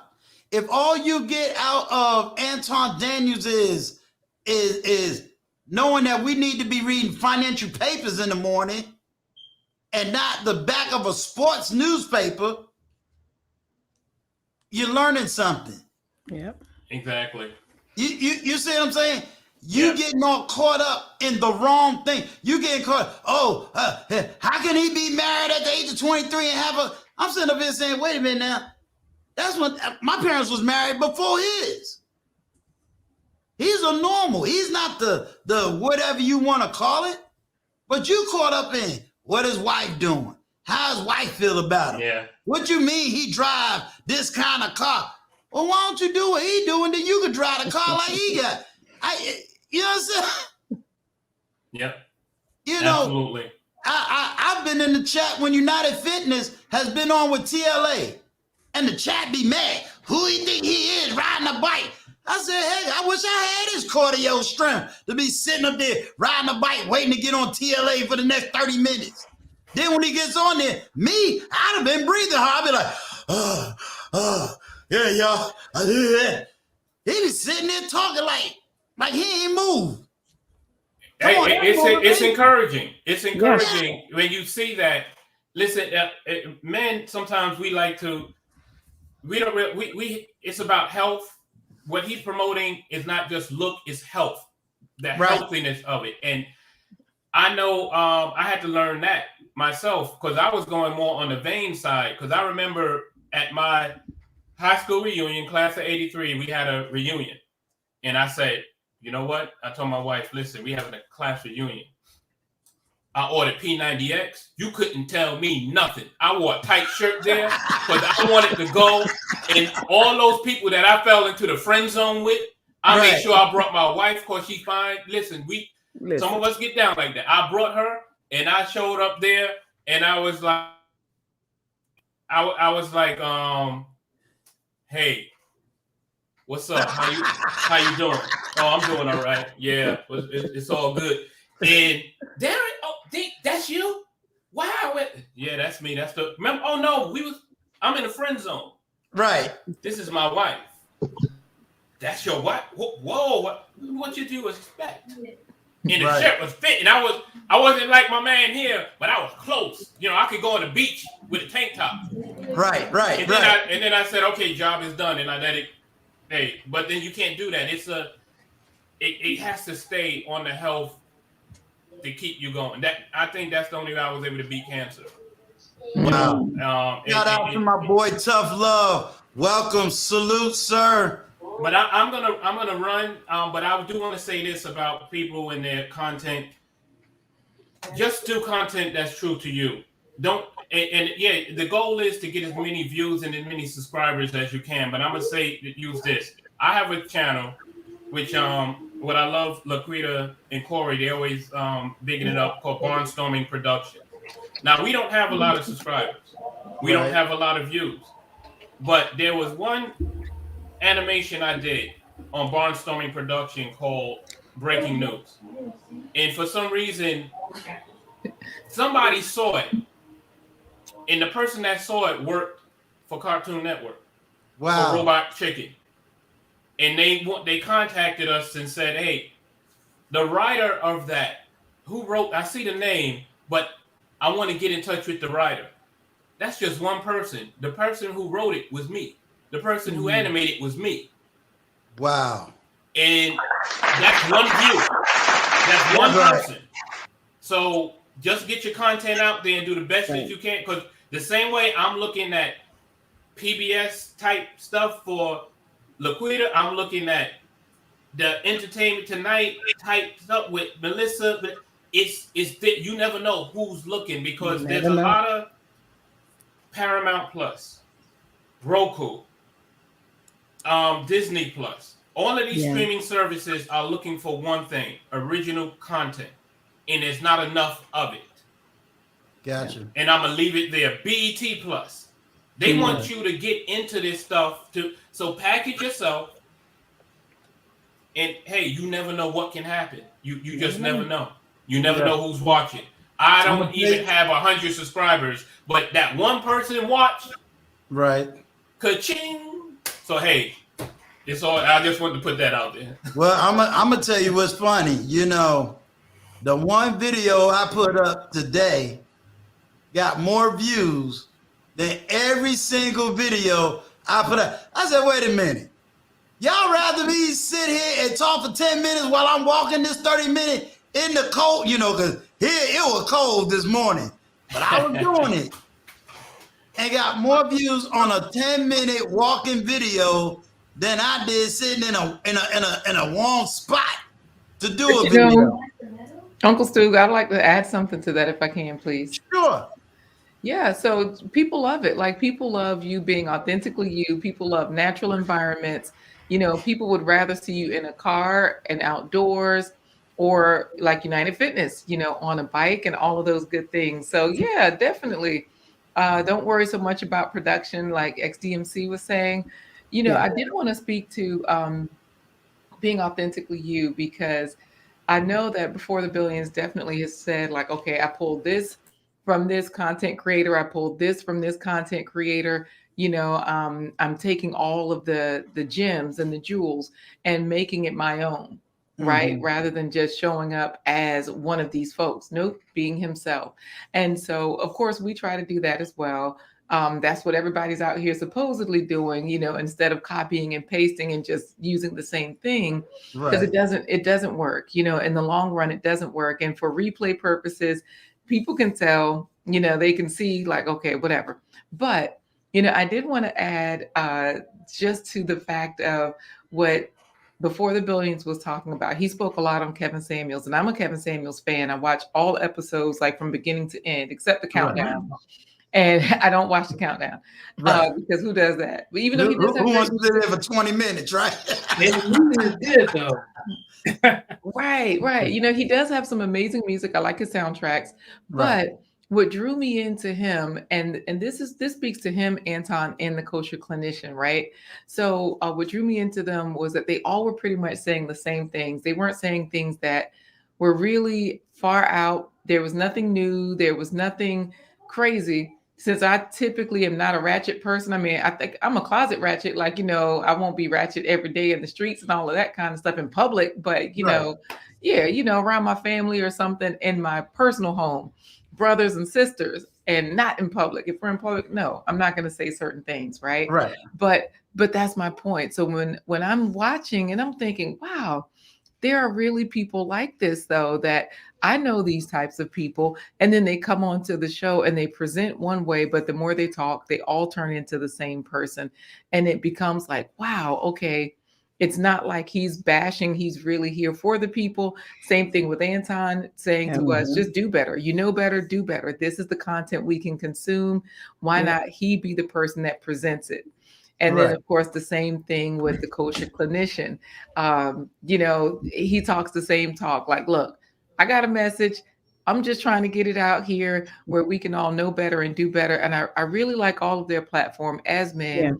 Of course, my caveat to that is that I try not to be biased for the women or the men. It's not that Melissa's my favorite because she's a woman. It's just implicit bias. You know, we women are just going to naturally be drawn to each other. So I love you all's channels. I definitely love all of the men that you mentioned. And I mean, I think it's just great that we can all get so much from such valuable content, you know, and for replay purposes, we can say, wow, this is good. So thank you for having me on, though. I've enjoyed you so far tonight. Before the Billions, and of course you, Uncle Stu. Everybody loves you. Yes, I'm gonna cut out two panels. Panel, take care, everyone. And big guy journey. Love your. I listen to your podcast through Spotify. So everybody who has a app where you can listen to podcasts, subscribe to this brother's podcast. I listen to it through Spotify, brother. Supporting you. One love, family. Peace. Thank you, XDMC. But it goes back to something you said, Melissa, when you was on Blind Guiding Them Journey, when you talked about take your talents and let that be your guide. Well, I've always been more on the higher level of education. Now I taught in high school, but I was more comfortable always on a college campus. So I was always the older guy that all the 20-somethings would come to. You know, and it was like, okay, what do you think about this? What do you think about that? So I was like the Bernie Sanders running around college campus, you know? And but that was my comfortability. Yeah. It really was. And then, you know, after me and my daughter been going through our healing process, it just made it even more comfortable, you know, because the comfortability was, hey, y'all want to know all my dirt? Here it go, you know? I mean, because it can't affect me no more. You know, a lot of times people will come and they hide in the dirt and then everybody can control them. Where here it was like, well, my dirt is already out there. So you can call me whatever you want. It's on my platform already. And then I like interviewing. I don't want to just be your normal interviewer trying to catch the dirt on you or trying to, you know, do all this research and then say, oh, he said this on this part, but he came over here and said, I don't want to do that. I want to catch you saying something and go, you know what? That's relatable material. Okay, they know all this about you. Oh, well, let's talk about this side of you that they don't know, but then we can make it a teachable moment. Yep. That's how I look at it. I want to acknowledge the Black men, you know, because I did say, I'm like TLA. It is a platform where I want to acknowledge what Black men are doing positive. You keep saying you don't see him. Well, let me introduce you to him so we can kill the narrative. I want people like your husband, TJ's husband. Let me show y'all what a husband really look like. Because what y'all chasing and where the real ones are, y'all chasing narratives and thinking husbands just show up because you done messed up and you think they're going to just fall in your lap. Nope. You think that we as men, especially older men, don't hear when you're not really healed. We hear it. We know it because we done been through the process of healing. So when you sit up there and say, oh, I want a good man, well, what does that mean? You want a good man to pay that debt that you refuse to pay? Is that the good man? Or is it the man that got to clean up after you done been with? I mean, don't think Kevin Samuels is the first person talking like this. That's old conversation. Yep. Very old. All he did was put it in a suit and talk about it. Yep. All right, see, he challenging me. I gotta go get my bike, y'all. Can you hear me? Now watch how he talk. He ain't gonna have a liquor struggling to breathe. Can you hear me? Yeah, we can hear you. Okay, good. How's everybody doing?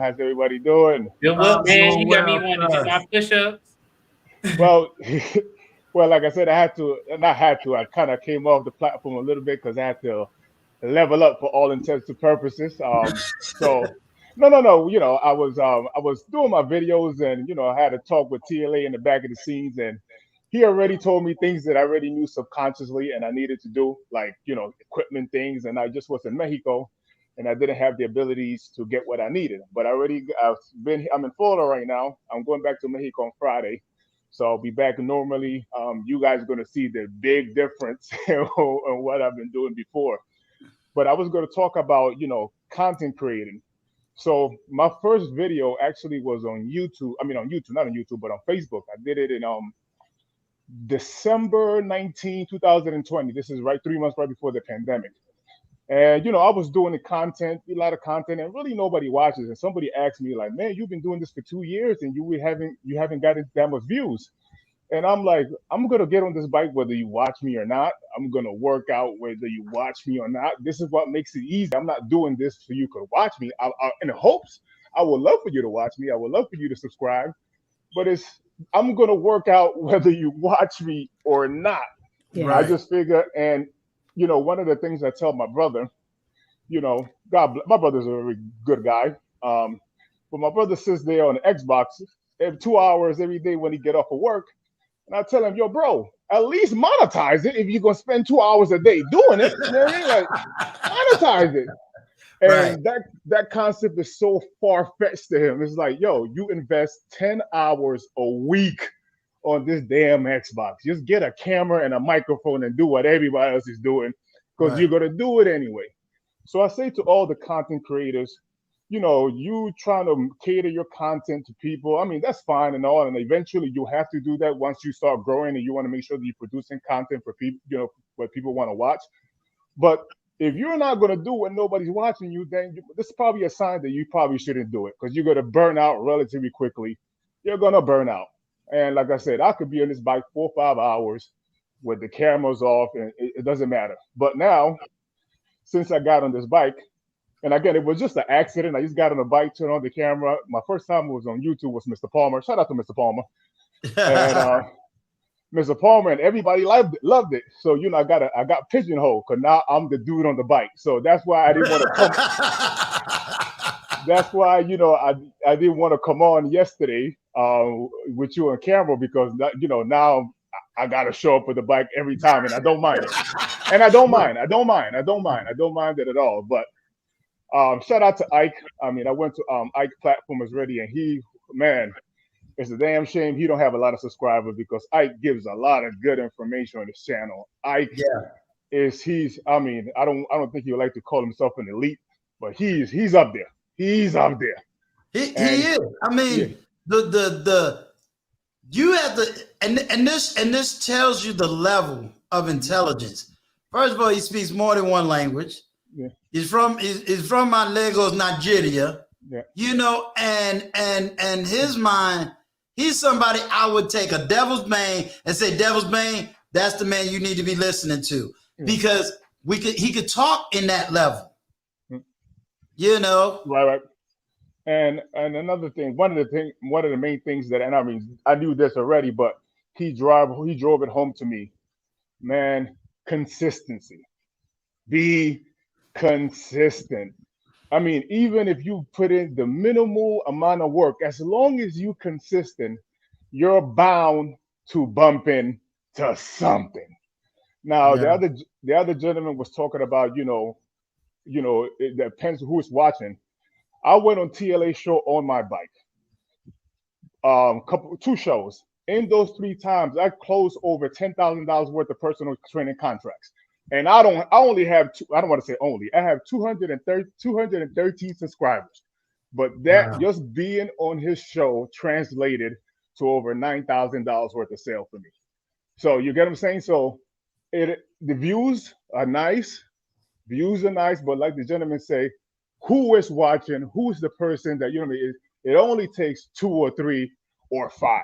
You get what I'm saying? So I don't worry about the views at all. Again, I'm in a space where health and wellness, and let's be honest, most people are not interested in that, but I'm interested in it. So that's what matters to me. I'm interested in it. Right. So whoever watches, I know it's people who are interested in it and the people who are going to retain the audience, because watching is good, but the people you could retain and continue to engage is even better. So if I could have retained 10 people who are going to watch me loyally, guess what? I'm happy with that, because those people matter the most, because they'll keep coming back, and eventually it might turn to something else. But at the beginning, guys, don't worry about no views. Just do what you do. I don't like to say passion, right? Because I believe as long as you have an interest in something, if you do it long enough, it will develop into something. And consistent. And this will go back to consistency. If you're interested in something and you do it, and let me define consistency, because I don't like the definition in the dictionary. Right. Consistency is doing something 4 times a week, 30 minutes a day, and you give it 80 to 100%. Whatever you do for 4 days, 30 minutes a day, and give it 80 to 100%, that is going to sway. That is enough time put it in a subject for it to matter. Right. If you do something once a week, that's not going to matter. It's not going to matter. I say this to my mother all the time. I ain't never met a good Christian who went to church once a week. I never met one. I ain't never met one. See, you're about to make me do a ministry channel. You a theologian. Tuesday prayer meeting, Wednesday women's meeting, Thursday men's meeting, Friday youth meeting, Saturday's the retreat, and Sunday you was in church. I used to go to church 4 days a week. No, man, I got you beat. We went to church like 75 to 80 days a week, just so you know. Well, you're a good Christian. You're a good one. You're a good one. Ain't too many of those. So to all the people No, I didn't say what I do now. I did back. They made me back in the day. That ain't me now. That ain't me now either. So we both even. So I'll pass the mic, but I'll still gonna stay on this bike and I interject whenever I can. You got it. Wait. Can we ask him some questions? Sure. Okay, because Adrian had a question, but then XDMC was asking pretty much the same thing I wanted to know. Because Adrian is like, okay, how do you maintain those guns? And then I wanted to know, like, is that an automatic bike? Like, are you faking us out? Like, don't you like... Y'all go ahead out here. Y'all be right back. So, it's a regular road bike, and I take off the back wheel, and it's called a Wahoo kicker. Yeah. So basically, it connects to the internet, and then it tracks, how long you've been going. I mean, it's not an automatic by any means, just an imagination. And I'm working with some ladies in the morning, and she has a bike, and I don't believe in doing anything high intensity. Why? Because if I do something high intensity, then it doesn't become fun. Nope. And then eventually I stop doing it. Just get on the bike and pedal. To me, I'm not really doing too much work. I'm not. I just sitting down here. To me, this is equivalent to walking. But I've been doing it for a while, so the more you do anything, of course, it becomes easier to you. But Right. to me, I'm walking. I'm really walking. I don't sit here and just, I don't do none of that. You know what I mean? Because eventually, I've done that before, and I stop, and I don't want to stop. So, if you have whatever you do, there's nothing. You don't have to do anything high intensity. Just get on. Just like Uncle Stu this morning, he got up and walked. If that's what going to keep you doing it 4 days a week, 30 minutes a day, and give it an 80 to 100%, then just go out there and walk. If you start doing burpees and mountain climbers, it's going to turn you off. It just is. So I hope I answered your question. Yeah, because XDMC was like, the brother is not out of breath. And I said the same thing. But Adrian had a question on the screen asking, what do you do to maintain those guns? Like, do you lift also? What else do you do? So I don't necessarily lift. I used to go to the gym, but I sell resistance bands and I wanted to get behind the product. So I work out at home. I don't leave my house.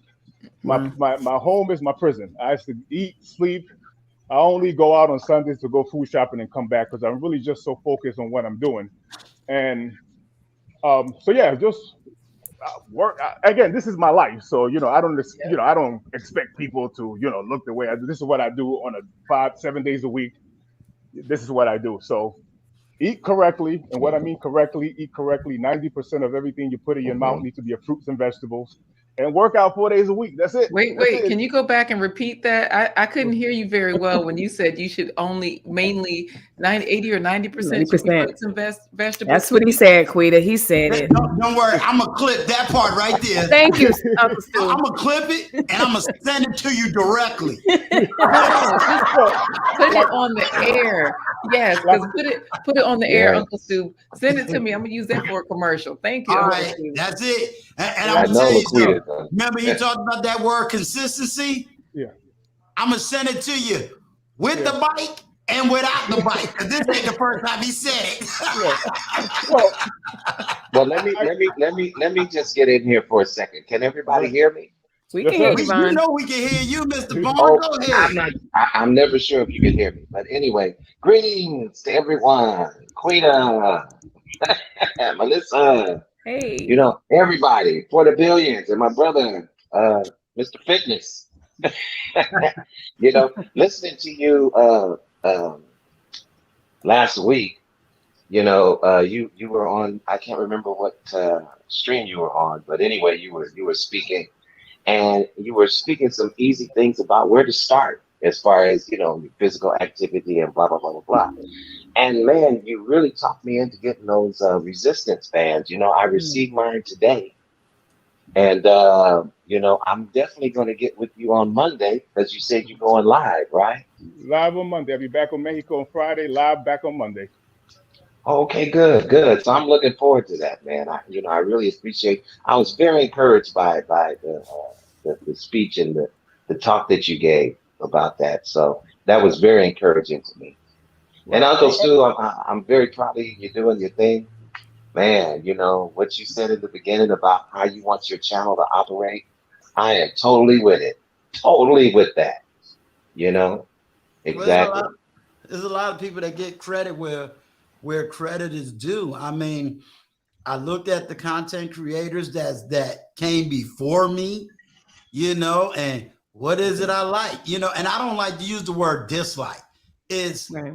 What did they do or what are they doing that, hey, I like when they did this, or I like this. And I'm sitting up here trying to figure out how to do it, But wow. Melissa said something that was really good, which was bring your gifts and talents to the table. Exactly. That's trying to be on like someone, bring yours. So for me, what is my gift and my talent? Anybody that know me personally know, my daughter would tell you, my daddy could talk all day long. Exactly. So, and you know what thing? For my child to see me shut up for about 15 minutes to hear somebody else talk, heck, that's an overcome win right there. Yes, sir. And I want to add into that. Hey, Big Guy Journey has something to say. Right. I'll let him add to what he was going to say. Go ahead, man. Oh, okay. And I was going to say, one of the things that, as speaking to TLA in the back of the scenes, he recommended that one thing I don't like doing is watching other YouTubers because I don't want to seem like I'm stealing from them. But it's also good to look at them to get an idea where you at in the picture. And one thing about YouTube, and one of my mentors told this, you do not need to compete with nobody. What you need to do is create opportunities for yourself. That's what you need to do. So Exactly. just come out here in this platform and whatever your gift and your talent and make something happen for yourself. You don't need to look to your left and your right. Sometimes it's good to see what other people are doing, but create opportunities for yourself. So that's what I wanted to add. And I'm gonna tell you, that was something and I'm gonna definitely clip it because you got to give people their flowers while they do. When Antoine said, listen, stop looking at the numbers, at least from the perspective of, oh, I ain't got 1,000 subscribers, or I ain't got 3,000 subscribers. He was like, if you got 300, you rock and roll because that's your people. Everybody else is just an added addition. Mm-hmm. You rock and roll for those 300 and keep going. If they like you, they'll support you. Whether they're going to support you through the Cash App or if you set up a Patreon, they're going to support you. Those are your people, and you rock and roll with those people. So, it threw me off, but it was a positive throw off because I said, okay, I've been doing nothing but clipping live clips. And I was told, well, where's your original content? You need to put original content, and I'm like, well, I could do all these clips because everybody else clipping and just putting it out there. No, you need original content. So so what happened was, Candid Ann has sent me a video in my Instagram, and she called me out by person. All right, Uncle Stu, I'm out here walking and look at me and da da da da da da. And I'm like, okay, so you gonna call me out? Okay, you gonna come on my Instagram, call me out? No problem. So when I did the video this morning, it was really in response to what she did. So I said, okay, I'm gonna just talk about 10 minutes on this little walk, and I'm just gonna put this video up. And next thing I know, I had more viewers looking at me walk for 10 minutes than I did me sitting up here 45 minutes trying to edit something I done recorded. Man. What in the world? You know what, Uncle More Stu? views and more comments. And I'm like, okay, is my channel getting ready to turn into a health and wellness? Because I'm all out of shape. I said, I ain't got no biceps and triceps. Hey, Uncle Stu. Yes, sir. Man, that's why I just came on and really just say, man, I respect you. I got so much respect for you, and I'm just proud of you, man. This your growth, to see you like this, go through this whole process, over this. I mean, literally, I've only been knowing you for a couple of weeks, and now you talking about, getting your health and your wellness together, man. That is just so dope to me, man. And when it comes to that talking piece, when I first saw you, it was on it was on Miss B Finesse page, and Miss B Finesse was stopping you because she was like, "Cause Uncle Stu, cause you would get to talking too much," but you was talking a grip, and I was like, "Man, who is this dude talking so much?" Hey, let me tell you though, but I kept listening, and the stuff you were saying, I was just in total agreement when I was like, "Man, this dude he dropping some jewels. He definitely need his own page, right?" And so then she said that you had your own page, and you said you was getting all that new equipment and stuff. And I just been like all on board for you. Like when I say Unc, I mean I really be looking at you like you my uncle, man.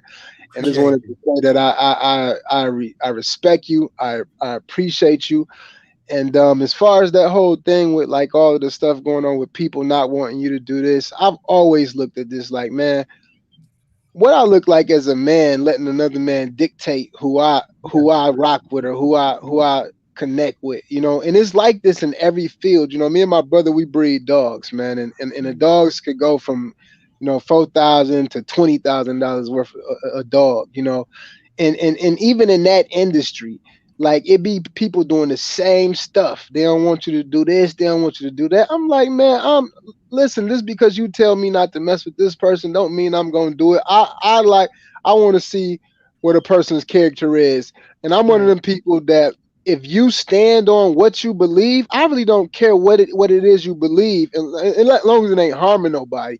If you solid and you stand on what it is you believe, you true to who you are, like I can respect that from any man. You know what I'm saying? So why I don't agree with everything everybody says, the people who are solid on stand on what they believe, I got mad respect for, and that's why I respect all of y'all on this platform right now.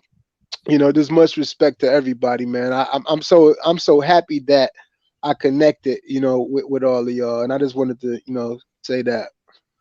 Well, thank you, and I'm very humbled and honored. And ironically, part of my YouTube is going to be going into actual podcasting. So I'm, you know, it's going to venture out. We see the way you smile, Uncle Stu. As soon as you said that, you just got a smile. We saw it. Yes, we know you are ready.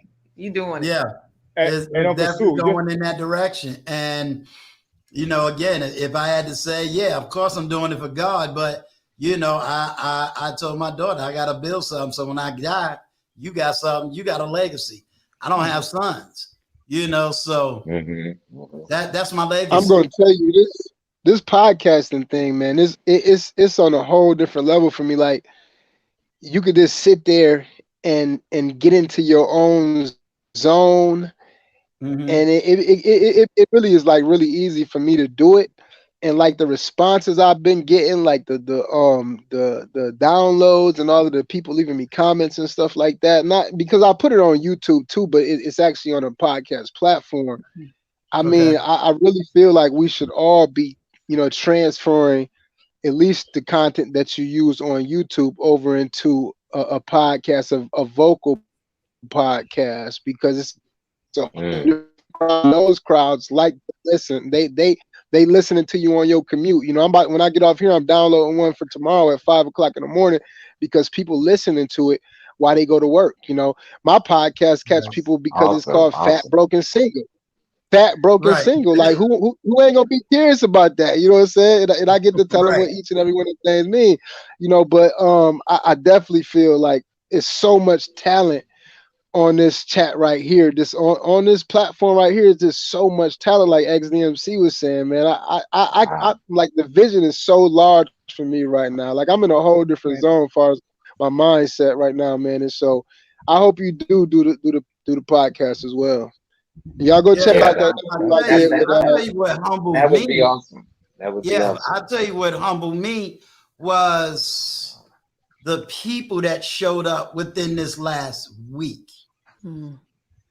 You know, Crimson Cure is not some little, you know, and I want everybody to understand. I want to make it real sensitive when I talk about little versus big.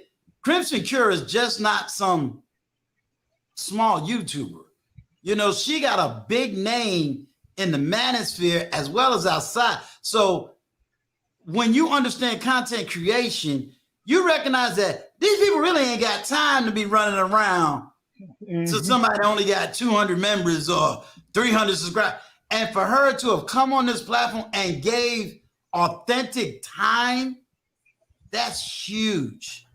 Yeah, it's not the numbers. Like you're saying, exactly. Uncle Stu, it's the value that you're bringing. Yeah. It's not the numbers. And when you're bringing it, people can see what you have, whether it's just you making a video and you just happen to be making it live, or whether, like you're saying, you're in the park, you're on the bike, wherever. When they see your value, they're coming back. And like you're saying, they're not looking at numbers, because YouTube is a space where we are, but we all were somebody before we came here. So that's what also makes the difference. And you've lived an entire life. You've made such an impact, and you're telling that story, and you're growing in it, and you're such a wealth of knowledge. It's a good space to be. So I mean, you know, I don't go to many panels anymore, as many as I used to. Same here. Yes, same here. In my early YouTube journey, I would be like, oh, let me get on any panel that's open. But I don't have as much time, right?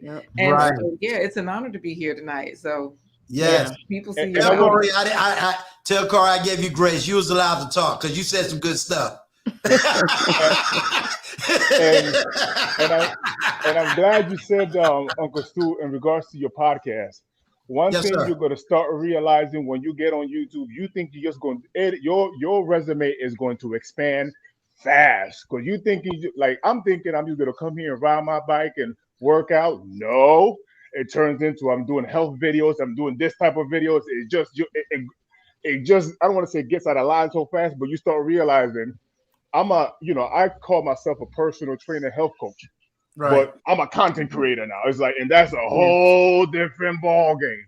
Yeah. And just like this blind guy's wife said, editing videos takes a long time. It do. Coming up with a concept takes a long time. It And do. now one of the things that I just through just kind of just looking at my content, I started telling myself, man, I need to put things on a teleprompter because I need to read off a page because once you let me run my mouth, I say some reckless stuff. So I say, you know what, man? Let me go get a teleprompter and write these things down so I can stay on script so I won't say nothing crazy. But again, these things take a lot of time. Like you said, it takes a lot of time. Most of the time, YouTubers spending 10, 12-hour days working on content, even though it only results to 20 minutes or 10 minutes you upload it and Right. you work there for 3 hours. So Exactly. Wow. Exactly. And see, like right now, sometime next week, we ain't figured out a date. My daughter's getting ready to redo it again because she's going to retell her story, but it's more from the standpoint of, the healing process. What does that look like when a child, was without a father in one phase of her life, had a father but didn't have a father in another phase of her life, you know what I'm saying? And then like, what does that healing process look like? So it is really, you're going to hear her story, on this platform. And what I'm trying to do, she already has a business that she has herself. I just needed to concentrate on her part of the business. But when it came to this YouTube and all this other stuff, it's like, nah, I just need you in front of a camera with a mic, speak your piece. I'll handle the rest because it is a lot of work. Yeah. She don't really need all that equipment. It's like, I got the equipment. All I need you to do is get in front of the mic. I got it, but it's not really trying to control her voice. It's to say, well, I don't need her really trying to deal with this side of the business. I need her to handle that side of the business and get her truth out here. Because a lot of, I know the resistance she's going to get. How dare you forgive your father? We're supposed to hate these men and, we're supposed to have all this bitterness and it ain't going to work out that way. Excellent. But now I gotta make sure that every morning now I gotta have this one video clip called Uncle Stu 10 minutes. 10 minutes with Uncle Stu in the morning, and then she stole my thunder. She was like, Uncle Stu, can we do it live? And I'm like, oh, you really gonna try to kill me now? You want me to sit up here on this live and probably have 10 people on the live with me, and I gotta talk to 10 people? I'm barely trying to get around the block. Now you want me to? How else am I supposed to get my content? Come on, man. Let me have this getting bored here. And here's the sad part. I got born in California. She Yes, stole my sir. thunder in Canada. I'm stuck. Yeah, we all over the place, man. Listening to all of you, it is so encouraging because it's like you guys are giving me that nudge to try to be a content creator and have my own thing going on.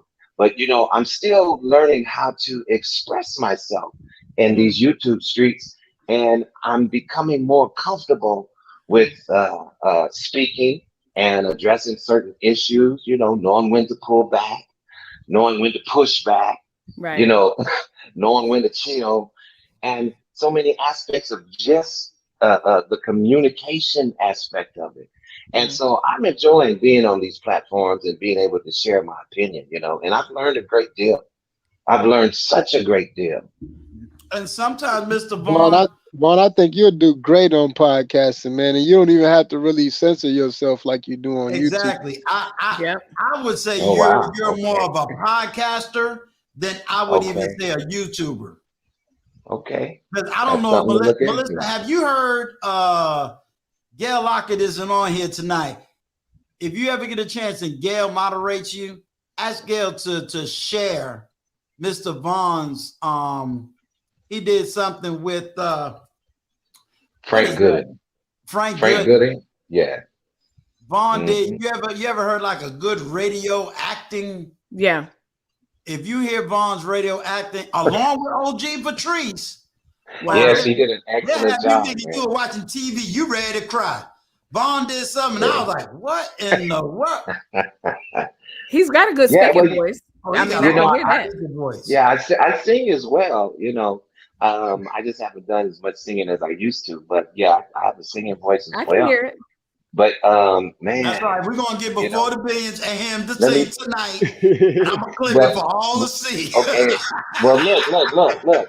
I really appreciate you, allowing me to try to pursue this moderation aspect of YouTube. Now, let me tell you, I was able to click on one of the posts that I did concerning the link to call in. And believe me, it took me all of almost 25 minutes to type that in and get and to get that done. So I don't know how you all do it, but I'm sure somebody's going to get with me to show me how. Anytime. Because it was quite interesting trying to figure out do I copy and paste this? What do I do? Do I type HTT in the dot in the disk? So wait, it was a question, Vaughn. Yes. You were using your phone or the laptop or a computer or the tablet. What were you using? Okay, so you're gonna laugh at me when I tell you this? No. Okay, so initially I was using my phone. Okay. Because that's what I use all the time. That's why I'm asking, because one is saying cut and paste. But go ahead. You see the answer, Mr. Vaughn? And so what I did was I said, well, I have notes on my phone, so I put certain links in so far in my notes. All I have to do is just copy and paste it. Yeah. When, like, if it's me, Miss B Finesse's channel, or Melissa Varian's channel, I don't know how you all do that, but I'm interested in trying to learn that aspect of it as well, because it's very involved. It's quite interesting. I have no idea how Gail Lockett does this while she's actually talking to everybody, because that's just, how do you do that? Yeah. Mr. Vaughn, these young kids won't understand it, but us older folk do. I think Gail got one of them old IBM systems. You know how I used to take over the whole Wow. Gail is a robot. I'm telling you, a robot. She must have about 20 computers in the house. Wow. and all jokes aside,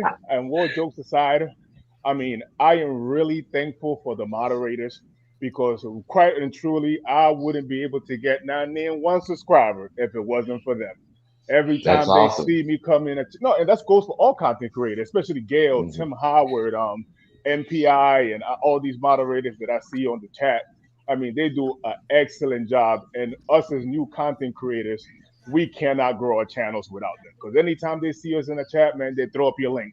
Hey, showing love. So, right. That's awesome. And they keep a lot of stuff out your chat too. Yeah. Big shout out to My Vivid Life. She was moderating for me the other day and did her thing. And then Gail she would be sending links, sending cash apps on 2 different platforms at one time. Man, 3. Wow. Yeah. So I wanted to say, I'm sorry. Did I cut you off? I'm sorry. No, I wanted to say, can I just jump in? Sure. Okay, I just have to keep my balance. Like I said, today is not my normal content creation day, hence, my gym wear. But I wanted to come and jump in, first of all, to show my support in person, but also this was fun, but I gotta go. I gotta have my day off. So I just wanted to say thank you, Uncle. And did they put make sure your YouTube channel's in the chat? Exactly. I'll put Melissa. Because Gail ain't here. So Gail would have already listen. We're gonna have to get Gail. Be like, Gail. See what happens when you ain't here, Gail. You know, I'll put it in there. I don't know if I can. If I remember correctly, I can. Before the billions can, because You can- he's my moderator. Before the billions. If you can He's hear busy me, eating okay. and not sharing. Oh, everybody- I can share it. I can share it. Oh, there go Gail. There you go, Gail. Yeah. Hey, Gail. Wow. Before the billions, man. Why aren't you sharing your sandwich, man? Green. That's what I'm saying. You know? Come on. Come on. You know. But I can also. Before the billions, Wait, no, all right, Melissa, don't thank go. you, I have to Melissa. ask you. I have to ask you something, Melissa. Well, not Yes, ma'am. ask you, but so of course, this part, what I was gonna say, I'm sure you can attest to, and I say this because you and I, not that we're like we've been on YouTube so long, but I know I've been on YouTube a couple of years, and I've also studied it for a year before that, and so I watch so many different content creators in order to really understand. I'm not bliggity black where I'm just watching these. Nope, I'm watching Chinese people, every culture out here. You said bliggity black. Bliggity black. Right. You know what I mean? I like that. That's a good one. And so the reason why I say that is because you also learn etiquette as far as like going into somebody else's space. You do have to, and Gail and I have spoken about this together. I know, right? Yeah. Lean in, right? Look, I done got the Melissa eyebrow up. Gail and I have spoken about this where you do have to go in and you have to read the room and you have to say, if these aren't my people, I just can't expect somebody to drop my link. I can't just, think I'm supposed to advertise all over the place. I just can't shout out and do this and that, because you do have to give in order to get. And I say this quite a lot in most places. People have probably heard me say this. You get what you give, but you have to give first. And Right. so, that's one reason why I give to other content creators as far as my time, my Yes. genuine comments. Let me watch the video. If you drop a video and I'm watching it, I'm going to watch it all the way through so that when I comment, I'm not saying salute. And that's it. But TLA taught that too. I don't know. I can't remember who he was talking to. And TLA has said, you go on another person's page, and he used me as the example. Mm-hmm. He said, I remember when Uncle Stu came to this page. I remember he had a different name, and he debated a guy on my page. He says, now, I remember that, but I also remembered Uncle Stu because of the Cash Apps. Mm. And he said, who you think I'm going to remember more? The one Right. that's financially supporting me, or the one that's just sitting up there saying thank you in the chat? Right. And he was Yeah. right on target. Yeah.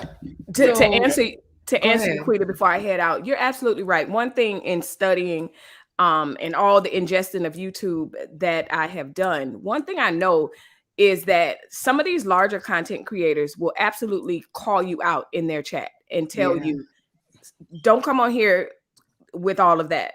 Right. And they will tell you to be in the chat authentically.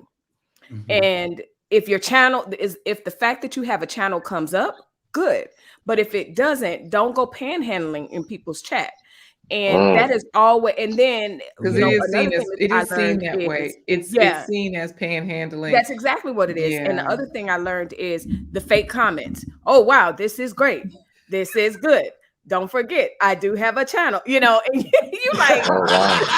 I made a Oh, video. wow. I made a video about that. Oh, Yeah. that stream was gotta go, y'all. During start my live stream. Yeah. I don't do All any right. of that. I don't do. I see you later. Gotta go, Yeah. And it's funny, but it's also a turnoff for content creators. If you go on, and it's just not of etiquette. So you're absolutely right in learning how to be in the chat versus being on the. I won't say anything about who I am or whatever until the host says, "Hey, Melissa, she has a channel. Promote her." Who's laughing? And this I'm sorry, I'm laughing at Wally. So it's better to be present. So it's better to be present in a couple places than this all over the place, just saying, hey, blah blah blah. You know what I'm saying? Yeah. Because Yeah. a lot of times, a lot of people just jump in and out of rooms and don't really talk or comment, do too much talking or And comment you know what? even when I'm it's a lot live. of places. You can. yes, big guy journey. Yes, I'm a lot of places. I told before the billions yesterday, a lot of times people don't know, especially with me being on the West Coast, when you guys are late night, I have time where I'm really in there, but I'm cooking, cleaning, or whatever. So Right. it's not necessarily wrong to jump in. It's just the self-promoting in the chat, or Right. you know what I'm saying. When you're Uncle Phil. not when you're not genuinely giving, because what happens is you can be in a live stream for 5 minutes, hear what they're talking about, and you can give a great comment other than "this is great," like Melissa just said. And then the other thing, like Uncle Stu said, is so you have to make sure you're giving, whether you're giving your time, your attention. So let's take it to church, right? Time, treasures, and talents. Attention. So either you Listen. got one or all three, one or Right. two or all three. So if you have treasures, yes, that's why I cash app. Or I don't cash app. I super chat. I don't cash app men. But meanwhile, so if you're a man and you haven't gotten anything from us, it's because if you don't have a platform, because I'm the one that manages the cash apps, it looks like it's coming from me, so I don't cash app men. But anyway, What? Oh, I gotta talk to Corey. That's gonna change. okay. He can read Braille. He can read. Oh, YouTube Streets has a good comment. She gets what I think it's a she. She gets what we're saying, or he. They What- said what was it? Which Yeah. one?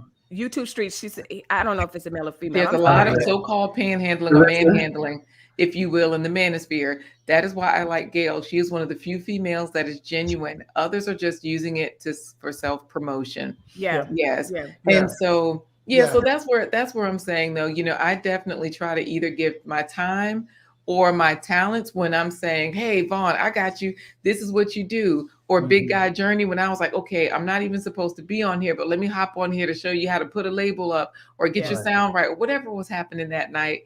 And then let me get off. Right. And I'm still going to hang out in the chat for as long as I can. And then, of course, if I have treasures, yes, let me go ahead and super chat. Let me do whatever. And then when my situation changes and my kids are back in dance and all the lessons and whatever we're doing, I'm reallocating my funds. But meanwhile, I still have my time. If I have that, I can give it genuinely. I still have my, whatever I have, let me give it fully. And that's not just me personally. That's my research on YouTube from all of the bigger YouTubers, the Diana Gladneys, the Roberto Blakes, and everybody out here. Everybody. So I do, So before you left, Melissa, I knew you could speak to that because I'm like you. I gotta go too, but I didn't want to just race off. And now I'm Uncle Student talk some trash. You're gonna have to talk to Corey, but right. Look, Didn't you say you look after the women?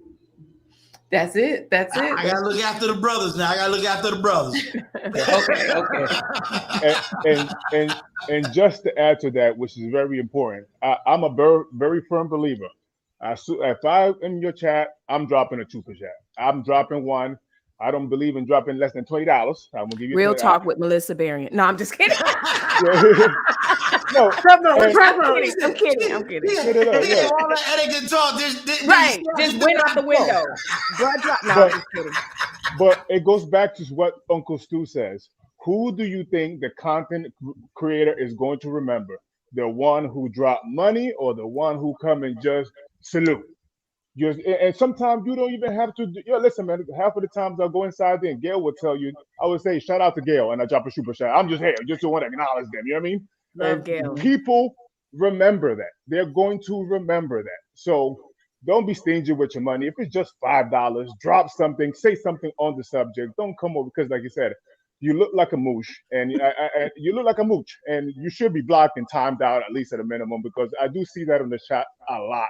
Hey, here, check my channel out. Like, listen, man, add value or give value, but add before you take away. Yes. And I'll say that for me as a content consumer, I don't think I ever respected, at least from the creative side, the work that goes into content creation. Even if you just doing a live performance, it's like, I didn't know all this stuff go into it. I didn't know nothing.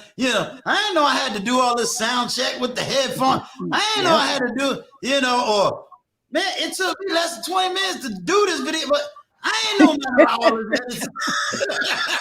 So you don't even realize when you're a one-person show, what it takes versus somebody that can, all right, here go $50, go edit this video, and they can do it for you. No, you gotta do is talk.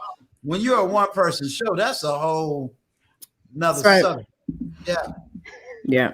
All right, friends. Love y'all. Love your content. Stay positive in these YouTube streets, and I'll see y'all. I'll probably be in the chat actually. I put in my hour in. I put in my hour. There you go. Yeah, Wow, that 15 was more easy. That was minutes. easy. He stole my Excuse me. thunder. What's up? Hey, I'm good. I'm good. What's up with you? Bye, Melissa. nothing. Bonsoir. Look, this is my other inside joke. I'm looking for Kareem because if I could shut down the chat now, I could go. Well, Kareem, she gonna get her crew, and we're gonna be here all night long. For sure. You know. Excuse me, everyone. I have to go as well. She stole my thunder. I did want to say hello to you. Bonsoir. Yeah, but it's yeah, I gotta go do some stuff as well. I just wanted to be sure that I got on here and said hello to Uncle Stu before the billions, and then everybody else was here as well. So yeah, but I've got to go finish up life a little bit. I'm supposed to be drinking water. That's one of the things I have to do. Hello, water. I just got my fruits. I just got my tea juice and that's it. But hey, got to start somewhere. That's it. Get it in. All right, see you guys on Monday. You guys are going to see my brand new setup. You guys are going to be like, oh, he spent a lot of money. He spent some money, y'all. Y'all going to see it. All right. Have a good night. Yeah, you guys have a good one. All right, you Bye. too. Bye, Blind All Guy right. and his wife. Bye-bye. Good night, everyone. Take care. Good night. Bonsoir. Also, exactly. Hopefully, she Well, heard that. I just wanted y'all to know I want to thank you. It's probably gonna be my shortest live stream before everybody try to show up and want to hang out till about 2 a.m. I ain't trying to beat nobody's record right now. What? No. Come on, why not? 13 hours at least. Come on, 24? 48? Nah. No? got- Okay. I got a camera I gotta wait on that I'm hoping be here in about a day or two. I got another live stream to do tomorrow, so I got a lot of stuff I gotta get in order. Plus, I gotta not only start doing my walking in the morning, but I also got some books that I need to read so I can put out quality content and not just me throwing words up in the air and not knowing what in the world I'm talking about. You're telling me, man. I think other than me, I think Before the Billions too is in that situation where it's like you have to worry about the next video, the next this, the next that. What am I doing? Where am I going? What are the plans? You're always thinking about something else to do in the videos. And yeah, but I mean, hey, look, you got to do what you got to do to make it up there. And Yeah, I mean, like I said, I gotta get an added studio made, so that my daughter is straight. I gotta make sure that I got my sound system over here created, and that way, after I get my camera and got my video, then I gotta find all these other apps to do actual streaming on the radio because most of my content is voice related. It's not something where I throw up a video and I'm talking about what you should be seeing on the video. I can do it via by voice. But Right. when I do that, my content is going to be more in between theology, not necessarily preaching, but theology and how you apply it, as well as a little bit of politics. So, my politics is more about policies than it is about who's at the head of a ticket. yeah, I'd definitely like to hear more conversations about your history and theology knowledge. I know I'd be interested in that for sure. Well, that's a Devil Bane conversation. Yeah, have him on your channel. Come on, man. Well, that's Before the Billions got to make that connection because, but I do have Devil, I got Devil's Bane's information, so I know how to reach out to him when I need him. Yeah, So But Yeah. that's definitely how they say, that's definitely an anti-algorithm for the channel that I got now. His conversation is more of a history philosophy, and that will probably lose a lot of people that's not historians or philosophy majors. I don't know what you think before the billions. Yeah, I mean, we had the conversation on our channel. I mean, Yeah. on my channel, and it was a good conversation. You know, I had people like Mr. Awesome who are really into the existential type of conversations. You know, Okay. the conversations that make you think. So there's a lot of people who's out there who like conversations like that. Yeah, I mean, I'll And probably have it. I'm bringing Before the Banes on. I just got to get it scheduled and get him on because I want people to know who he really is. People may see him in the chat, they may see him on TLA, but they don't really know who he really is and what he's really all about. Yeah.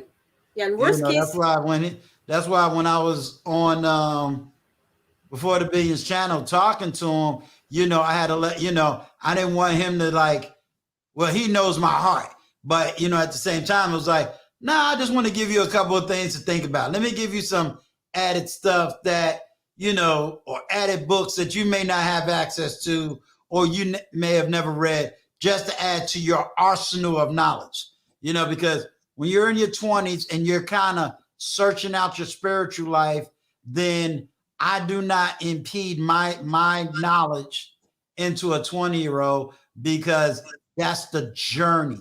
You have to enjoy the spiritual journey. Don't let nobody else's ending journey make you the journey. The journey is the best part of a spiritual walk. The journey is the best part of historical narratives. It's the journey. agreed. I'm glad you got the wrench, Mr. Vaughn.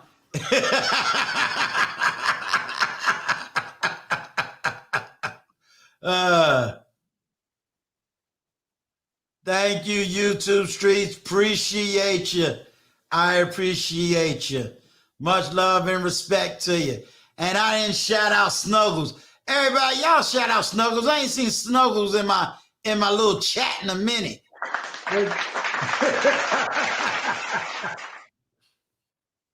But like I said, I probably set that meeting up with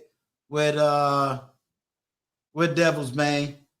I got some books that I have to get to him. I just ain't been able to get the books that he needs, but I do have, I gave him enough to get him started. So, all right. Well, I guess I'm gonna shut this down early. All right. Looks good to me. But I'll make sure you got my number. So you'll have that, and then that way, I'll just orally tell you. Well, it'll be in writing, but orally tell you the general. But I'd rather give it to you in specifics as to where I can see that being and whatnot. So, all right, everyone in the chat, I appreciate y'all rocking and rolling with me tonight. I'm going to be getting up in the morning, and I guess y'all told me now I got to do a 10-minute video clip every morning while I'm doing my walking, as well as make content. So, I got a lot of work to do. Boy, a lot of work.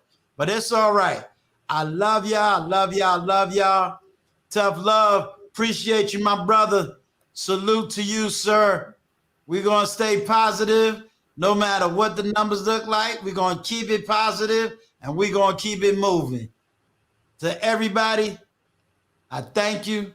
This is Uncle Stu. Remember, emancipate your mind, and the rest will follow. Peace. I can't even get the camera right.